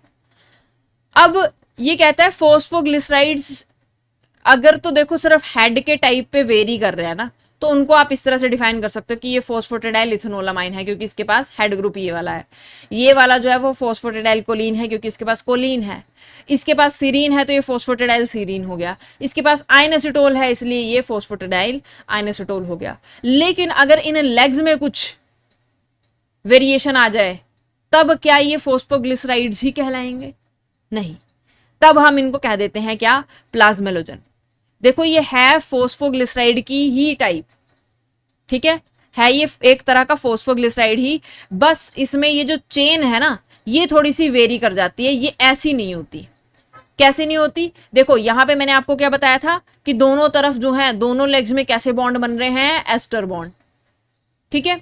यहां पे अगर आप देखो तो एक तो एस्टर बॉन्ड बन रहा है, लेकिन एक कैसा बन रहा है, ईथर बॉन्ड, ठीक है। जैसे आपने देखा होगा कार्बन ऑक्सीजन कार्बन, ठीक है, RORB आपने उसमें देखा होगा ना केमिस्ट्री में, ROR कहते हैं, तो ईथर बॉन्ड बन रहा है, ठीक है। प्लाज्मेलोजन में क्या होता है, एक जो फैटी एसाइल चेन होती है that is attach to the glycerol by an ester linkage, एक में तो एस्टर लिंकेज हो रही है लेकिन दूसरी जो है वो ईथर लिंकेज से अटैच्ड है ग्लिसरॉल के साथ, इसीलिए इसको हम क्या कह देते हैं, प्लाज्मेलोजन। क्लियर होगी बात। फोस्फोग्लिसराइड इसको क्यों नहीं कहा, क्योंकि वहां पे जो फैटी एसाइल चेन्स होती हैं वो एस्टर लिंकेज, दोनों चेन्स एस्टर लिंकेज करती हैं, ठीक है। प्लाज्मेलोजन में एक जो चेन होती है वो आपकी ईथर लिंकेज करती है और एक जो होती है वो एस्टर बॉन्ड बनाती है। क्लियर होगी। They contain the same head groups as the other phosphoglyceride. अब देखो यहाँ पे चेन जो है वो यहाँ पे ऐसी रहती है कि एक चेन जो है वो ईथर लिंकेज करेगी और एक जो है वो एस्टर लिंकेज करेगी, बाकी जो हेड ग्रुप है ना वो यहाँ पे ऐसे ही सेम रहेगा। अगर यहाँ पे जो इथेनोलामाइन आकर के जुड़ जाए तो ये हो जाएगा आपका इथेनोलामाइन वाली प्लाज्मेलोजन, ठीक है। वैसे यहाँ पे कोलिन आकर के जुड़ सकता है, एक्स ग्रुप कुछ भी हो सकता है, बस यहाँ पे क्या चेंज हो गया है ऊपर के मुकाबले, सिर्फ और सिर्फ आपकी fatty acyl chain, fatty acid chain. Clear होगी बात। ठीक है, I hope this is clear. Phosphoglyceride और प्लाज्मेलोजन में सिर्फ और सिर्फ एक फैटी एसिड का फर्क होता है। बाकी हेड ग्रुप जैसे ऊपर कुछ भी जुड़ सकता है, वैसे ही नीचे प्लाज्मेलोजन में भी कुछ भी हो सकता है। ठीक है, कौन कौन से हेड ग्रुप्स जुड़ते हैं वो मैंने आपको चारों के चारों बता दिए हैं, स्ट्रक्चर्स आपके सामने मेंशन्ड है। देखो स्ट्रक्चर आपको याद नहीं करने, बस इनके नाम याद कर लेना कि कौन कौन से जुड़ते हैं। क्लियर होगी बात? चलिए, अब उसके बाद दूसरे टाइप के, एक तो ये वाला टाइप हो गया ना, पहली क्लास कौन सी होगी? फॉस्फोग्लिसराइड्स हो सकते हैं ये। ठीक है, दूसरे दूसरे हो सकते हैं कौन से? स्फिंगोलिपिड्स। क्या कहते हैं? स्फिंगोलिपिड्स। ये कहते हैं sphingolipids are derived derivatives of sphingosine. Sphingosine क्या होती है? एक तरह की अमाइनो अल्कोहल होती है। अमाइनो, अमाइनो का मतलब NH3 ग्रुप प्रेजेंट होगा, अल्कोहल का मतलब OH ग्रुप प्रेजेंट होगा, with a long hydrocarbon chain. जैसे पीछे जो है वो लॉन्ग हाइड्रोकार्बन चेन थी, ये देख रहे हैं आप, एम्पीपैथिक चेन बोलते हैं हम इनको। तो ये जैसे लॉन्ग हाइड्रोकार्बन चेन है, वैसे ही इसमें भी लॉन्ग हाइड्रोकार्बन चेन प्रेजेंट होगी। बस यहाँ पे क्या प्रेजेंट होगा? एक तो अमाइन ग्रुप प्रेजेंट होगा और एक अल्कोहल ग्रुप प्रेजेंट होगा। इसीलिए ये अलग क्लास ऑफ मेम्ब्रेन लिपिड बन जाता है, क्योंकि वहां पे यहां पे क्या था? यहां पे ग्लिसरोल प्रेजेंट था। ठीक है, और इसकी किस तरह की बॉन्डेज जो है वो इन फैटी एसिड चेन के साथ हो रही है, वो भी अलग अलग डिफरेंसेस क्रिएट कर रही थी। जहां पे एक तरफ फॉस्फोग्लिसराइड से अगर बॉन्डिंग चेंज हो जाती है तो वो प्लाज्मेलोजन बन जा रहे थे, है ना। अब यहां पे देखो, यहां पे ग्रुप्स ही चेंज हो गए। यहां पे अमाइनो ग्रुप जुड़ा हुआ है और एक जुड़ा हुआ आपका अल्कोहल ग्रुप, और फिर उसके बाद पूरी की पूरी हाइड्रोकार्बन चेन जो है वो पीछे उतनी लंबी है। उसके बाद various fatty acyl chains are connected to sphingosine by an amide bond. अब ये बोल रहा है बहुत सारी फैटी एसाइल चेन जो है वो स्फिंगोसिन के साथ कनेक्ट होती हैं। किस बॉन्ड से? अमाइड बॉन्ड से। अब देखो ना, यहाँ पे अमाइनो ग्रुप है, अगर इसके साथ कोई बॉन्ड बनाएगा तो कौन सा बनेगा? अमाइड बॉन्ड क्रिएट होगा। ठीक है, वहां पे एस्टर और ईथर लिंकेज हो रही थी, यहाँ पे अमाइड बॉन्ड से जुड़ रही है फैटी एसाइल चेन। क्लियर होगी बात?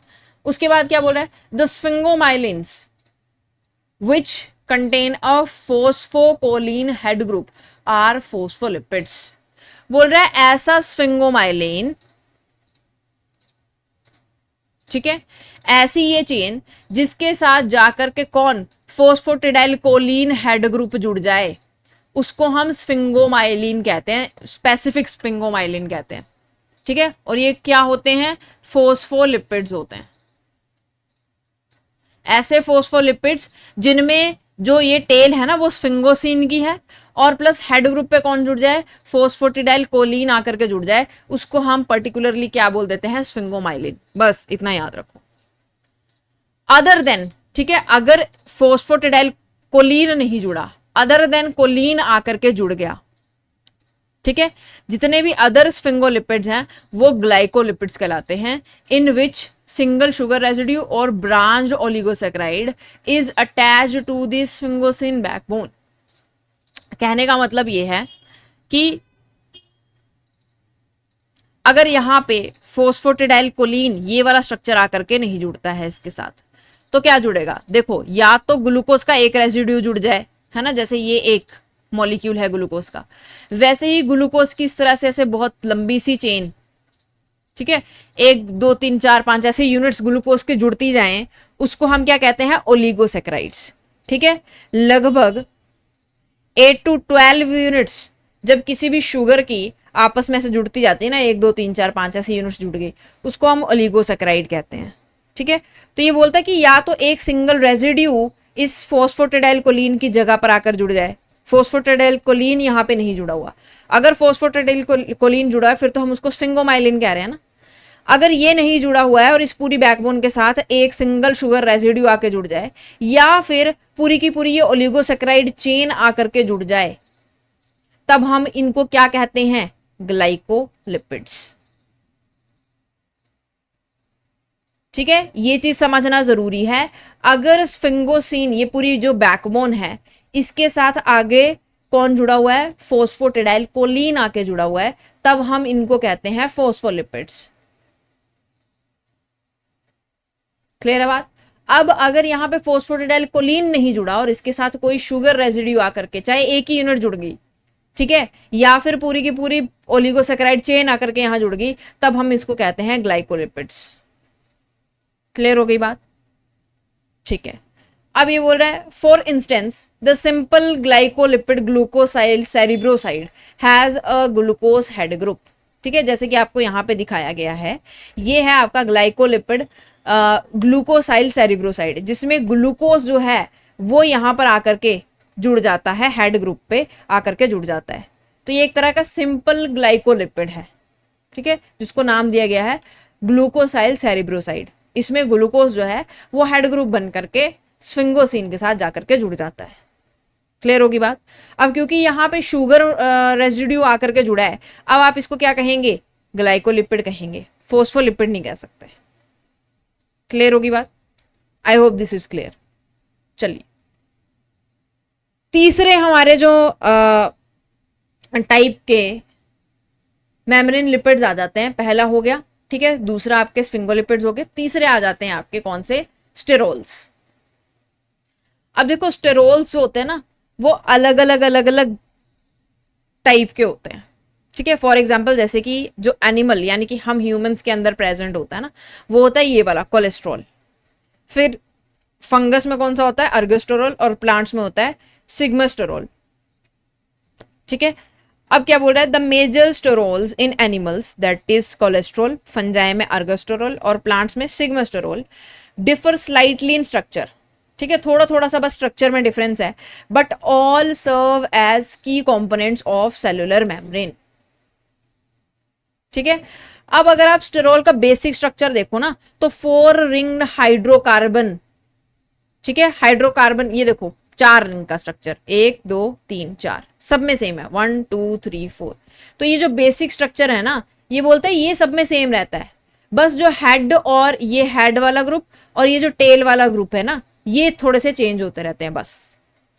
प्लांट्स में अलग हो जाएंगे, फंगस में अलग हो जाएंगे, एनिमल्स में ये हेड और टेल ग्रुप अलग हो जाएंगे, लेकिन जो बीच का मेन स्ट्रक्चर है ना, 4 रिंग हाइड्रोकार्बन चेन, वो रिंग स्ट्रक्चर सेम रहता है बस स्टेरोल का, ठीक है। अभी बोला like other membrane lipid sterol are amphipathic, इनमें भी ऐसे एम्पीपैथिक होती है, यानी कि लॉन्ग चेन्स प्रेजेंट होती हैं। क्लियर है बात? उसके बाद बोल रहा है द सिंगल हाइड्रोक्सिल ग्रुप, एक सिंगल हाइड्रोक्सिल ग्रुप जो है that is equivalent to the polar head, यानी कि यहाँ पे जो हेड पोर्शन है वो यही है, ये है आपका हेड जो की पोलैरिटी दे रहा है, वाटर लविंग होगा, ठीक है। Polar head group in other lipids, the conjugated ring and short hydrocarbon chain form the hydrophobic tell.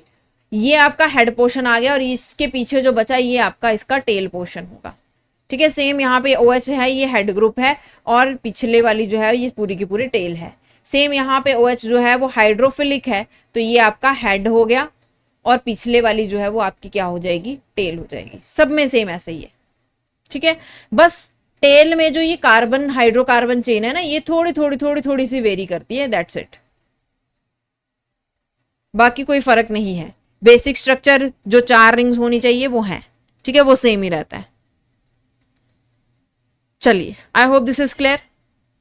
अब देखिए यहां से बहुत कॉमन क्वेश्चंस पूछे जाते हैं, बहुत ही ज्यादा कॉमन क्वेश्चन, जिनको आप आसानी से कर सकते हो। क्या है टॉपिक का नाम? Gel like and fluid like forms of phospholipid bilayer. अच्छा, अभी पीछे मैंने बात की थी कि जो बाइलेयर होती है ना, फॉस्फोलिपिड बाइलेयर, वो अपने फ्लूइडिक नेचर में रहती है। कैसे रहती है? मैंने अभी आपको बताया था कि वो मूवमेंट शो करती है, एक तो देखो स्पिन कर सकती है अपने एक्सिस पे, एक वो लेटरली मूव कर सकती है, जिसकी वजह से उसका फ्लूइडिक नेचर दिखता है फॉस्फोलिपिड बाइलेयर का, ठीक है। अब ये बोलते हैं कि जेल लाइक और फ्लूइड लाइक फॉर्म्स जो है फॉस्फोलिपिड बाइलेयर के, वो बनते कैसे, वो आते कैसे हैं?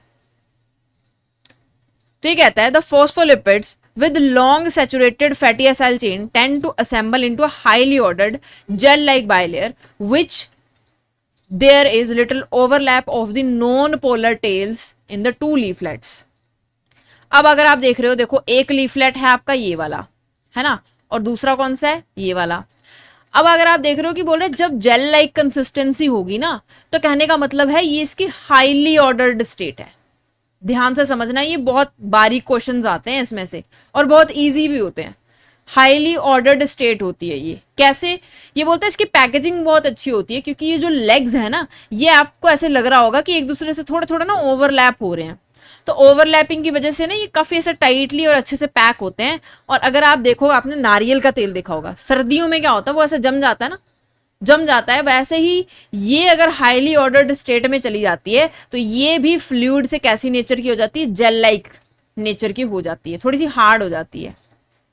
ठीक है, वो बोलते हैं अगर इस जेल लाइक कंसिस्टेंसी वाली लिपिड बाइलर को थोड़ी सी हीट दे दो, जैसे जैसे आप टेम्परेचर बढ़ाते जाओगे, ये फ्लूइड लाइक कंसिस्टेंसी अटेन करती जाएगी, क्योंकि ये डिसऑर्डर्ड स्टेट में आ जाएगी।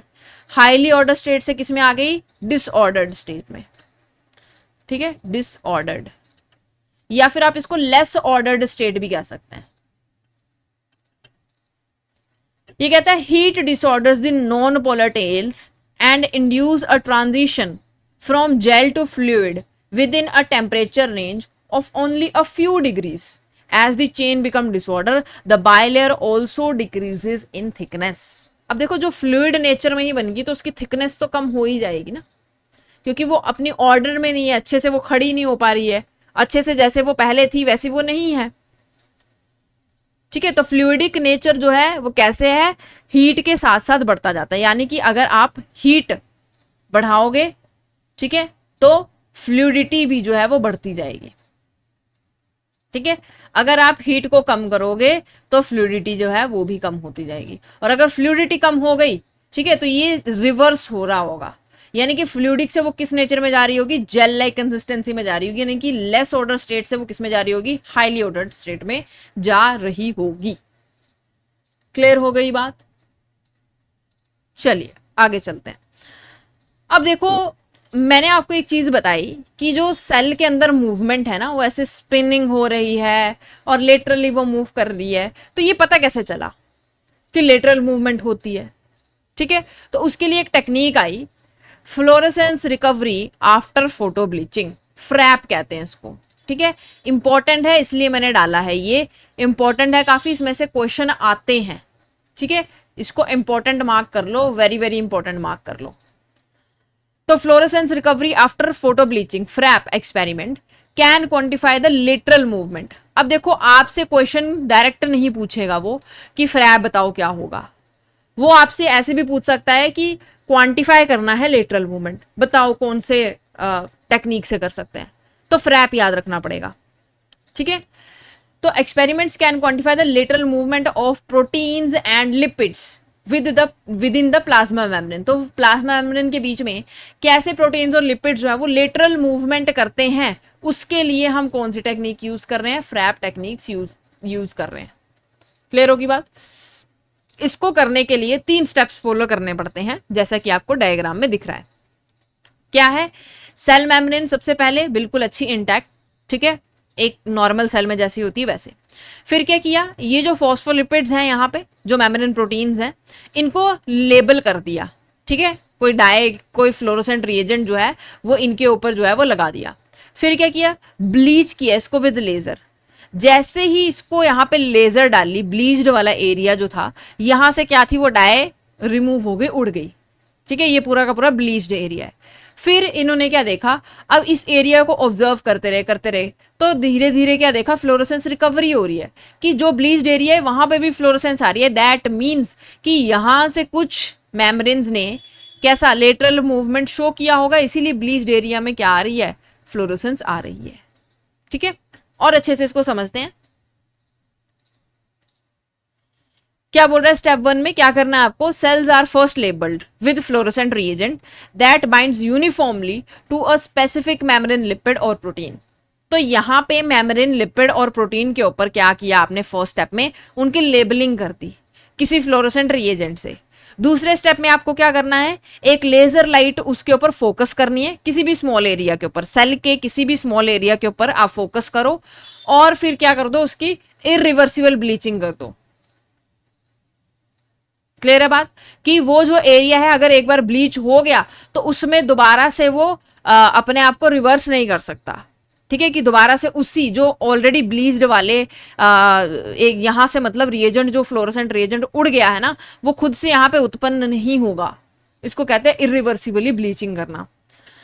द बाउंड रिएजेंट एंड दस reducing the fluorescence in the eliminated area. अब जिस एरिया में ब्लीचिंग हो चुकी है उस एरिया से फ्लोरोसेंस बिल्कुल खत्म हो गई, क्योंकि कोई फ्लोरोसेंस वाला जो रिएजेंट है वो बचा ही नहीं ना किसी भी मेम्ब्रेन के ऊपर, किसी भी प्रोटीन के ऊपर। ठीक है, तो तीसरे स्टेप में क्या होगा, आपने उसको थोड़ा टाइम दिया। ठीक है, फ्लोरोसेंस रिकवरी करने के लिए आपने उसको थोड़ा टाइम दे दिया। In time the fluorescence of the bleached patch increases as unbleached fluorescence surface molecules diffuse into it and bleaches once diffuse outwards. The extent of the recovery of fluorescence in the bleached patch is proportional to the fraction of labeled molecule that are mobile in the membrane. क्या बोल रहा है ये? बोल रहा है अगर आपने ब्लीच्ड एरिया में इनको छोड़ दिया, अब हो सकता है ना कि ये लेटरल मूवमेंट करके कहीं और चले जाएं, या फिर यहां से ये वाले जो फ्लोरोसेंस अभी भी जिनके पास है वो लेटरल मूवमेंट करके इस एरिया में आ जाएं, तो इसको कहते हैं फ्लोरोसेंस रिकवरी। धीरे धीरे धीरे बोलता है जैसा आपने जितना आप इनको टाइम देंगे और जितना ज्यादा मूवमेंट इनका होगा उतनी जल्दी रिकवरी हो जाएगी। हो सकता है कि यहां से जितने भी ये ब्लीच्ड एरिया वाले मेम्ब्रेन प्रोटीन्स थे वो लेटरल मूवमेंट करके इस एरिया से कहीं और चले जाएं, ये एरिया किन से कवर अप हो जाएगा, जो फ्लोरेसेंस लेकर के बैठे हैं। तो कई बार यहाँ पे 100% रिकवरी के भी चांसेस होते हैं। क्लियर हो गई बात? चलो दूसरी चीज, अब इसी चीज को ना उन्होंने ग्राफ से रिप्रेजेंट किया। ये ग्राफ पूछ लेता है, इंपॉर्टेंट है, याद रखना है इसको। एक साइड पे देखो, एक साइड पे फ्लोरोसेंस इंटेंसिटी बता रहा है, दूसरे टाइम पे टाइम दिया गया है कि जितना ज्यादा आप टाइम दे दो उतनी ज्यादा फ्लोरोसेंस रिकवरी हो सकती है। ठीक है, मैंने ये नहीं कहा कि हो जाएगी, मैंने कहा हो सकती है, अगर वो मोबाइल है उतनी अच्छी से मूवमेंट कर रहे हैं तो। ठीक है, अब क्या बोल रहा है, results of a FRAP experiment with human hepatoma cells treated with a fluorescent antibody specific for the asialoglycoprotein receptor protein. ये आपको एक एग्जाम्पल दिया हुआ है कि आपने क्या किया, हिपेटोमा सेल्स लिए और उनकी जो है वो फ्लोरोसेंट के साथ आपने उनको टैग कर दिया। ठीक है, कौन सी वाली, असाइलोग्लाइकोप्रोटीन रिसेप्टर प्रोटीन को। क्लियर होगी बात? अब उसके बाद क्या बोला कि फिर आपने सेम वही प्रोसेस रिपीट किया होगा, आपने ब्लीचिंग की होगी, अब आपको फ्लोरोसेंस रिकवरी देखनी है। ठीक है, ये है ब्लीच्ड वाला एरिया, यानी कि यहाँ पे कोई भी अभी फ्लोरोसेंस जो है वो नहीं दिख रही, लेकिन जैसे जैसे टाइम आप देख रहे हो बढ़ता जा रहा है, ये रिकवरी जो है वो बढ़ती जा रही है। ठीक है, अब रिकवरी जो है वो 50% हो चुकी है। किन की वजह से, जो मोबाइल थे, जो लेटरल मूवमेंट शो कर पा रहे थे, और किन की वजह से रिकवरी नहीं हो पाई। 100% रिकवरी क्यों नहीं हो पाई, क्योंकि 50% ऑफ जो आपके वहां पे मेम्ब्रेन प्रोटीन्स थे या लिपिड्स थे वो इमोबाइल थे, वो मूव नहीं कर रहे थे उस एरिया से। ठीक है, तो ये वेरी कर सकता है, हो सकता है कि वहां पे मोबाइल वाले जो आपके प्रोटीन्स हैं वो ज्यादा हों तो रिकवरी ज्यादा हो जाएगी। अगर मोबाइल वाले जो प्रोटीन्स हैं वो कम है तो उतनी ही कम रिकवरी होगी। इमोबाइल ज्यादा है तो उतनी ही कम रिकवरी होगी, इमोबाइल कम है तो उतनी ही ज्यादा रिकवरी होगी। ठीक है, आई होप आपको क्लियर हो रहा होगा what I am trying to say. अब क्या बोल रहा है, the finding that 50% of the fluorescence return to the bleached area indicates that 50% of the receptor molecule in the eliminated membrane patched were mobile and 50% were immobile. ठीक है, अब बोलो इससे आपको, इस एक्सपेरिमेंट से आपको क्या देखने को मिला कि जो एरिया आपने ब्लीच किया था, जिन पर से फ्लोरोसेंस जो है वो रिमूव हो गई थी, उसमें 50% ऑफ द प्रोटीन्स ऐसी थी जो मोबाइल थी, जो अपनी जगह छोड़ के चली गई, और उनकी जगह किसने ले ली, किसी फ्लोरोसेंट वाले मॉलिक्यूल ने ले ली या प्रोटीन ने ले ली। ठीक है, और जो 50% थे वो कैसे थे, इमोबाइल थे, जो अभी भी वहीं रहे, जिनकी वजह से इस एरिया की फुली रिकवरी नहीं हो पाई। क्लियर है बात? Because the rate of fluorescence recovery is proportional to the rate at which labeled molecules move into the bleached region. ये बोलता है फ्लोरोसेंस रिकवरी किसके ऊपर डिपेंड करती है कि जो ब्लीच्ड रीजन है ना, जहां पे आपने ब्लीचिंग की है, जहां से फ्लोरोसेंट रिएजेंट रिमूव कर दिए आपने सारी ब्लीचिंग करके लेजर लाइट डाल के, उस एरिया में कितने फ्लोरोसेंट टैग्ड वाले, ठीक है, जो फ्लोरोसेंट रिएजेंट अभी भी अपने सर पे लेकर के घूम रहे हैं, वो वाले प्रोटीन्स कितने जो है वो लेटरल मूवमेंट करके इस एरिया में आने की कोशिश करते हैं या आ जाते हैं, उसके ऊपर डिपेंड करता है fluorescence recovery. The diffusion coefficient of a protein or a lipid in the membrane can be calculated from such data।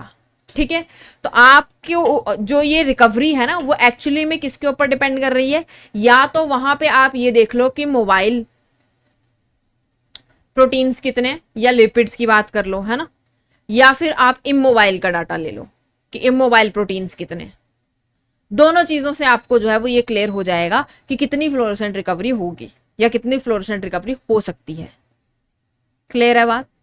चलिए, अब आगे जो है वो आपको एक थोड़ा सा बेसिक टॉपिक है ना। क्या बोला है?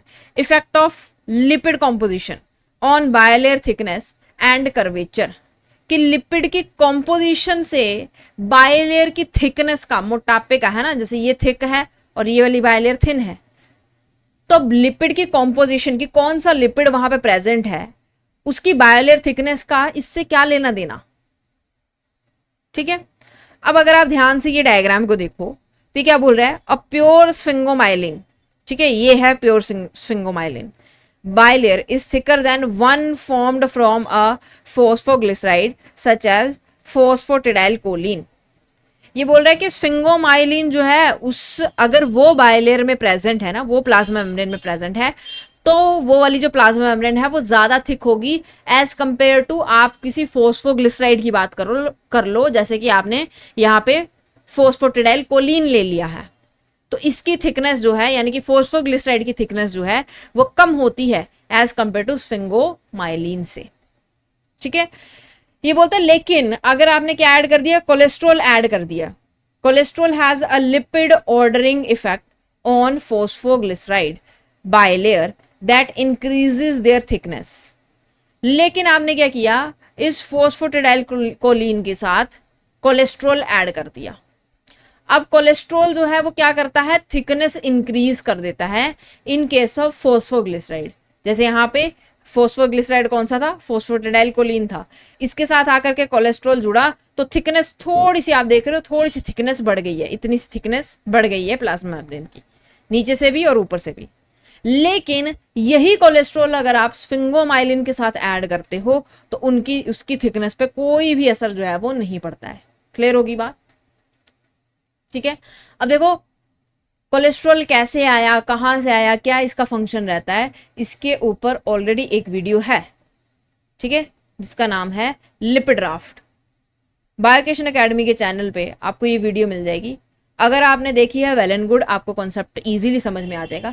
नहीं देखी है तो नीचे डिस्क्रिप्शन बॉक्स में लिंक मिल जाएगा, वहां से इस वीडियो को जरूर देखो। लिपिड राफ्ट के ऊपर क्वेश्चन आते हैं, इंपॉर्टेंट टॉपिक है ये, ठीक है, और ये यहीं से जुड़ा हुआ टॉपिक है। बाद में आने वाले लेक्चर्स में तो हम इसको कवर अप करेंगे ही, बट अगर आप इसको पहले ही समझ लेंगे तो आपके लिए अच्छा रहेगा। ठीक है, तो क्या बोला, अगर फोस्फोग्लिसराइड है उसके साथ कोई भी, देखो यहाँ पे फोस्फोटिडाइल कोलिन लिया है, वैसे फोस्फोटिडाइल आइनोसिटोल होता या इथेनोलामाइन होता या सीरीन होता और उसके साथ कोलेस्ट्रॉल ऐड हो जाता तो सेम ऐसी ही थिकनेस पड़ती। लेकिन स्फिंगोमाइलिन के साथ कोलेस्ट्रॉल के एडिशन का कोई भी प्रभाव नहीं देखने को मिलता है, वो ऑलरेडी थिक होता है। क्लियर होगी बात? अब यहाँ पे डायग्राम्स को देखो, ये है फोस्फोटिडाइल कोलिन का डायग्राम कि ये ऐसे स्फेरिकल शेप्स में, सॉरी ऐसे सिलेंड्रिकल शेप्स में होता है, ठीक है, और ये है फोस्फोटिडाइल इथेनोलामाइन का। तो ये क्या बोल रहा है, phospholipids such as phosphatidylcholine have a cylindrical shape. ठीक है, तो जैसा आप देख रहे हो कैसा शेप है इसका, cylindrical shape, and form easily flat monolayers. ठीक है, तो क्योंकि इसका एक स्फेरिकल शेप है तो ये एक सिंपली ऐसे फ्लैट मोनोलेयर्स जो है इजीली बना सकता है। Whereas those with smaller head groups, जैसे कि फोस्फोटिडाइल इथेनोलामीन। अब जो फोस्फोटिडाइल इथेनोलामीन होती है ना, उसमें ये जो हेड ग्रुप होता है वो टेल ग्रुप से छोटा होता है, इसीलिए आपको ऐसे कॉनिकल सा है ना, कॉनिकल सा शेप इसका दिखाई दे रहा होगा, हैव कॉनिकल शेप। ठीक है, अब अगर ये प्रेजेंट होंगे तो इनकी तरह पे एकदम फ्लैट मोनोलेयर नहीं क्रिएट कर पाएंगे ना, तो इसकी कॉम्पोजिशन कि कहाँ पे कौन सा फोस्फोलिपिड प्रेजेंट है ये भी मैटर करता है, ये भी आपकी बायलेयर को एक बनावट देता है। ठीक है, जैसे यहाँ पे दोनों की प्रेजेंस दिखाई है, ये बोल रहे the bilayer enriched with phosphatidylcholine is the exoplasmic leaflet with the phosphatidyl ethanolamine in the cytoplasmic phase, as in many plasma membrane would have a natural curvature। ये बोलता है कि अगर जो फोस्फोटिडाइल कोलिन है ना उसको आप देखोगे तो बाइलेयर वाली साइड पे है ना, जो एक्सोप्लाज्मिक लीफलेट है वहां पे आपको इसकी मात्रा ज्यादा देखने को मिलेगी।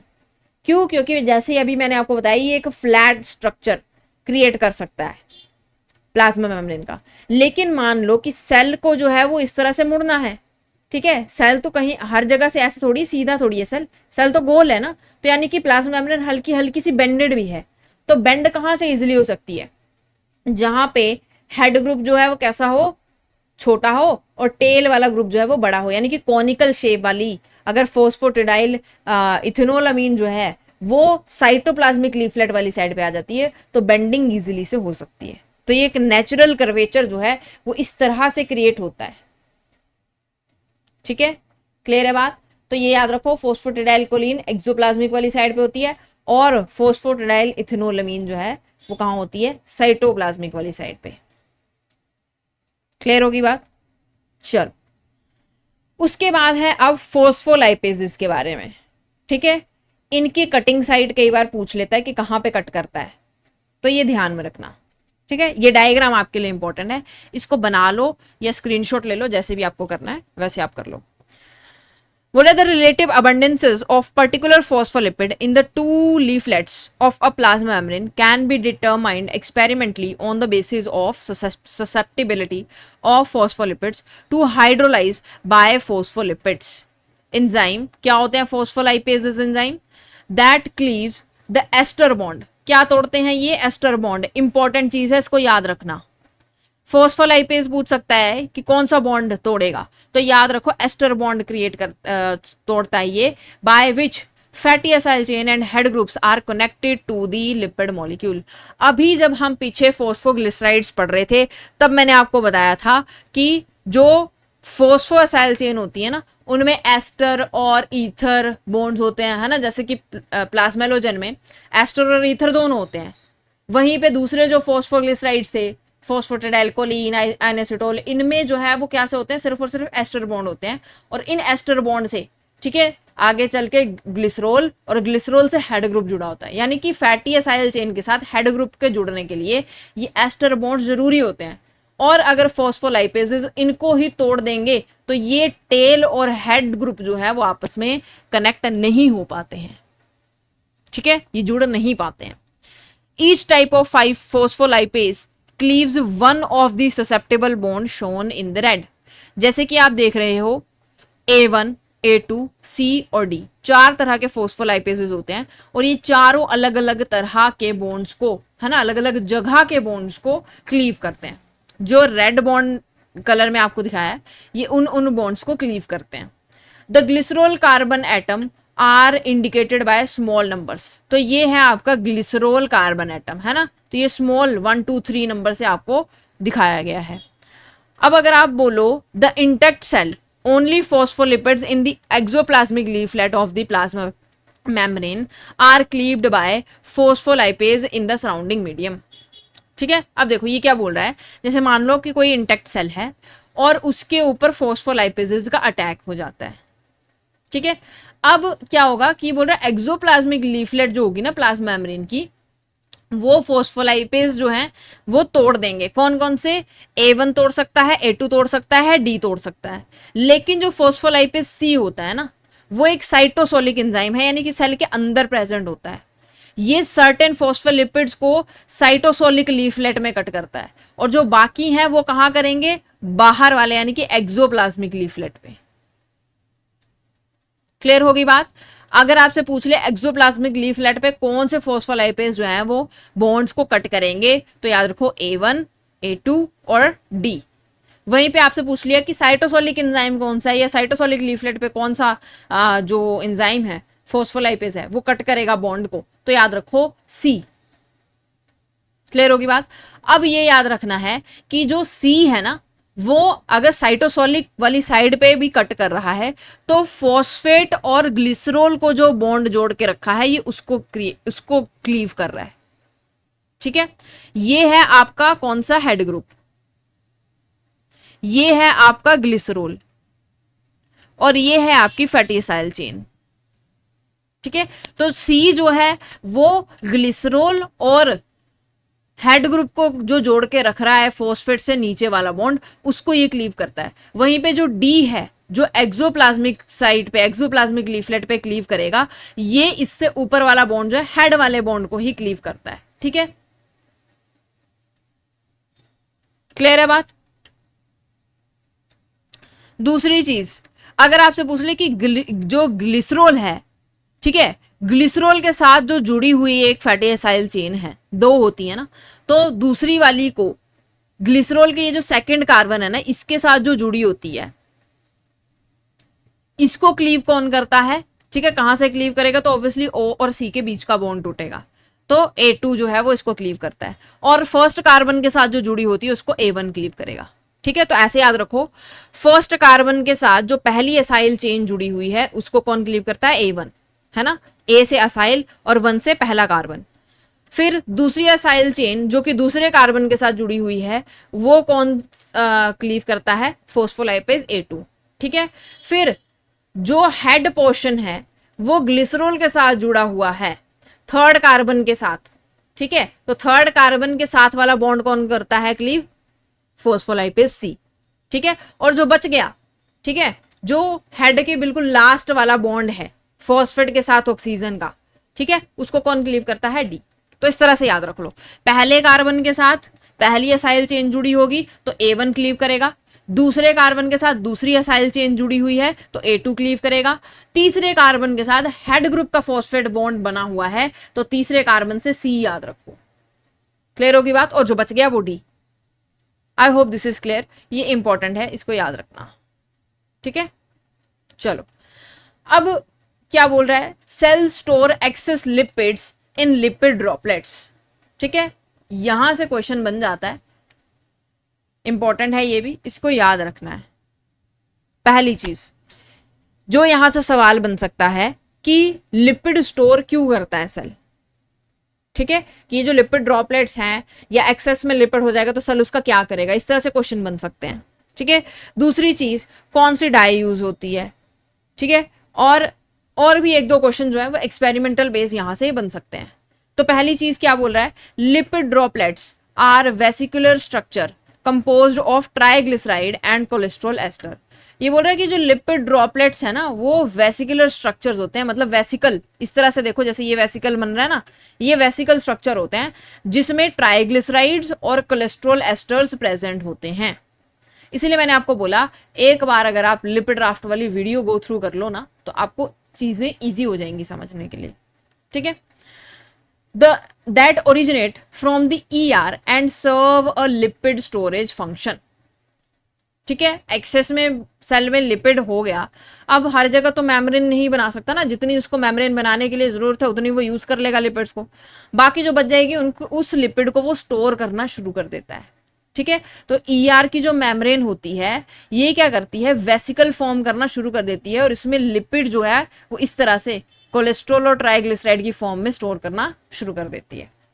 फिर क्या होता है, when a cell supply of lipids exceed the immediate need for membrane construction, excess lipids are regulated to these lipid droplets readily visualized in the live cells by staining with the lipophilic dye, जिसको हम कहते हैं Congo red.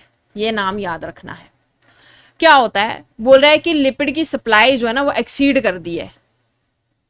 ठीक है, मान लो कि cell membrane टूट गई, ठीक है, ऐसे समझ लो सेल मेम्ब्रेन टूट गई, अब क्या है, सेल की मेम्ब्रेन रप्चर हो चुकी है तो सेल को इमीडिएट नीड है कि यहाँ पे फटाक से बनाया जाए सेल मेम्ब्रेन को, तो ये ER जो फटाक से वेसिकल्स बनाना शुरू कर देता है, उसमें सेल जो लिपिड अमाउंट जो है वो भरना शुरू कर देता है। ये यहाँ से पिंच ऑफ होता है वेसिकल और फटाक से कहाँ जाएगा, सेल मेम्ब्रेन वाली साइड को, और वहां पे ये अपने लिपिड बायलेयर जो है वो फॉर्म करना शुरू कर देता है। ठीक है, ये सब कुछ जो है वो लाइव सेल्स में देखा जा चुका है। और कौन सी डाई जो है वो यूज करते हैं, लिपोफिलिक डाई यूज करते हैं, जो लिपिड्स को वो करती है, स्टेन करती है। इसका नाम है कोंगो रेड। ठीक है, पूछ लेता है कि लिपिड्स को स्टेन करने के लिए कौन सी डाई यूज करते हैं, तो कोंगो रेड नाम याद रखो। ठीक है, अब क्या बोल रहा है, feeding cells with oleic acid. ये क्या है, एक टाइप का फैटी एसिड है, ये इनहैंस करता है लिपिड ड्रॉपलेट फॉर्मेशन। ठीक है, अगर किसी सेल की क्या हो गई है, सेल मेम्ब्रेन रप्चर हो गई है, और हम उसको क्या प्रोवाइड करा दें, ओलिक एसिड प्रोवाइड करा दें, तो ये फटाक से एक फैक्ट्री लगा देता है, लिपिड ड्रॉपलेट बनाई जा रहा है, बनाई जा रहा है, बनाई जा रहा है। और फिर ये लिपिड ड्रॉपलेट्स जो है वो कहाँ जाएंगी, आपकी सेल मेम्ब्रेन की तरफ को ट्रांसपोर्ट होंगी, जहां पे अपनी लिपिड बायलेयर को दोबारा से क्रिएट कर लेगा। क्लियर होगी बात। Lipid droplets are not only storage compartments for triglyceride and cholesterol esters, but may also serve as platform for storage of protein targeted for degradation। ठीक है, ये बोलते हैं कि जो लिपिड ड्रॉपलेट्स है ना, वो सिर्फ और सिर्फ कंपार्टमेंट्स नहीं है कि वहां पे ट्राइग्लिसराइड और कोलेस्ट्रॉल एस्टर को आपने स्टोर कर दिया, बल्कि ये उन प्रोटीन्स की है ना जो मतलब डिग्रेडेशन के लिए टारगेट हो चुकी हैं, कि अब इनकी डिग्रेडेशन करवानी है, तो उनके लिए भी ये एक तरह का प्लेटफॉर्म की तरह काम करता है।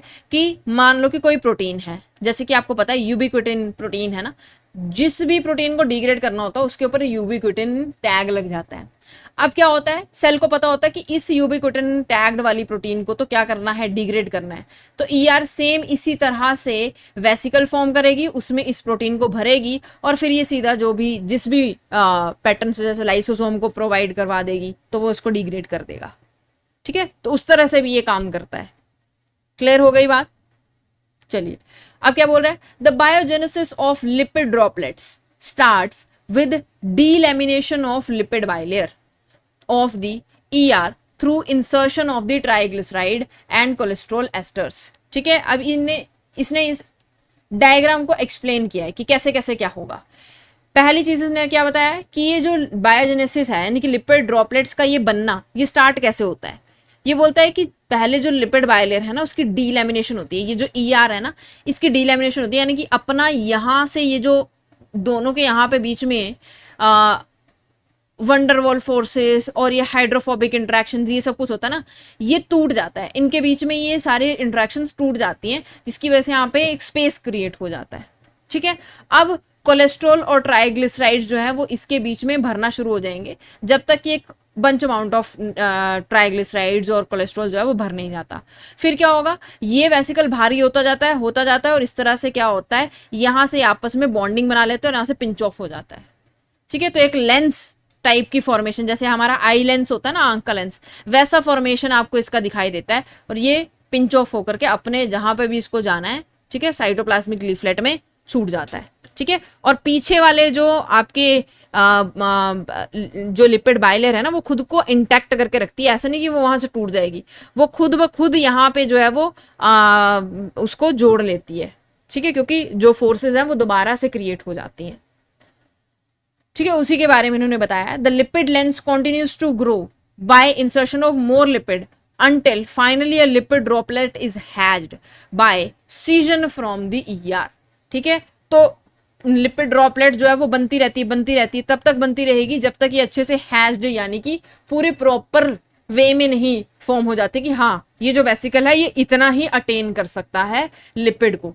ठीक है, फिर क्या होगा, सीजन हो जाएगी, यहां से कट जाएगा ये, और फिर अपने जो सफर है ना साइटोप्लाज्म की तरफ को, वहां को निकल जाएगा। ये बोल रहा है द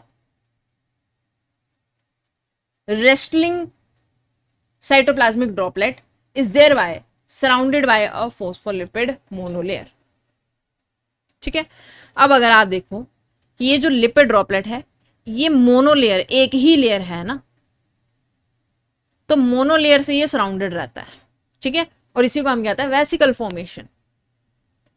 ठीक है, एक जनरल सा वे बताया है कि कैसे लिपिड स्टोरेज होती है, कैसे जो सेल है वो वेसिकल फॉर्मेशन कर सकता है और टारगेटेड प्रोटीन्स को भी डिग्रेड करने में हेल्प कर सकता है। तो आई होप आज का लेक्चर जो है वो आपको समझ में आया होगा। इंपॉर्टेंट लेक्चर है ये, इससे क्वेश्चंस बनते हैं, ठीक है। अगर मुझे कुछ अमाउंट ऑफ क्वेश्चंस, अच्छे अमाउंट ऑफ क्वेश्चंस मिल गए है ना, जिसपे एक वीडियो बनाया जा सकता है, तो फॉर श्योर आपके लिए वो वीडियो आएगी, जिससे आप इससे जुड़े टॉपिक से मतलब रिवीजन जो है या क्वेश्चन प्रैक्टिस जो है वो कर सकते हो, ठीक है। फ्री रहेगा वो आप लोगों के लिए, यही यूट्यूब चैनल पे आपको मिल जाएगा। तो जैसा कि आप सभी लोग जानते हैं कि बायोकेशन एकेडमी CSR दिसंबर का ऑनलाइन बैच शुरू करने वाली है नेक्स्ट मंथ जुलाई से, ठीक है। JRF नेट दिसंबर वाला जो है वो टारगेट किया जाएगा। अगर आपको अभी इस चीज के बारे में नहीं पता है तो समझ लीजिए, ये बैच सिर्फ और सिर्फ आपको 6000 रुपीज में मिल जाएगा, जिसमें आपको लाइव लेक्चर्स मिलेंगे, डेली क्वेश्चन प्रैक्टिस करने के लिए प्रैक्टिस पेपर्स मिलेंगे, डाउट क्लासेस आप कभी भी ले सकते हो, स्ट्रक्चर्स नोट आपको दिए जाएंगे, इंडिविजुअल अटेंशन के साथ आपको ये सारी चीजें दी जाएंगी, और यूनिट जैसे ही ये खत्म हो जाएगी तो आपकी PYQ प्रैक्टिस शुरू करवा दी जाएगी, ताकि आपको ये पता चल पाए कि कैसे क्वेश्चंस को टैकल करना है पेपर में, ठीक है। तो इतना सब जो है वो आपको सिर्फ और सिर्फ 6000 रुपीज में मिल रहा है। अगर आप अभी के अभी एनरोल करना चाहते हैं तो गिवन नंबर्स पे कॉल आप कर सकते हैं, या फिर हमें गिवन एड्रेस पे विजिट भी कर सकते हैं। So thank you so much. आज के लिए सिर्फ इतना ही। आप लोग पढ़ते रहें, क्वेश्चन प्रैक्टिस जरूर करें, और मुझे अगर मिले क्वेश्चंस तो for surely I will bring for you guys, ठीक है। तो आज के लिए सिर्फ इतना ही। Thank you so much.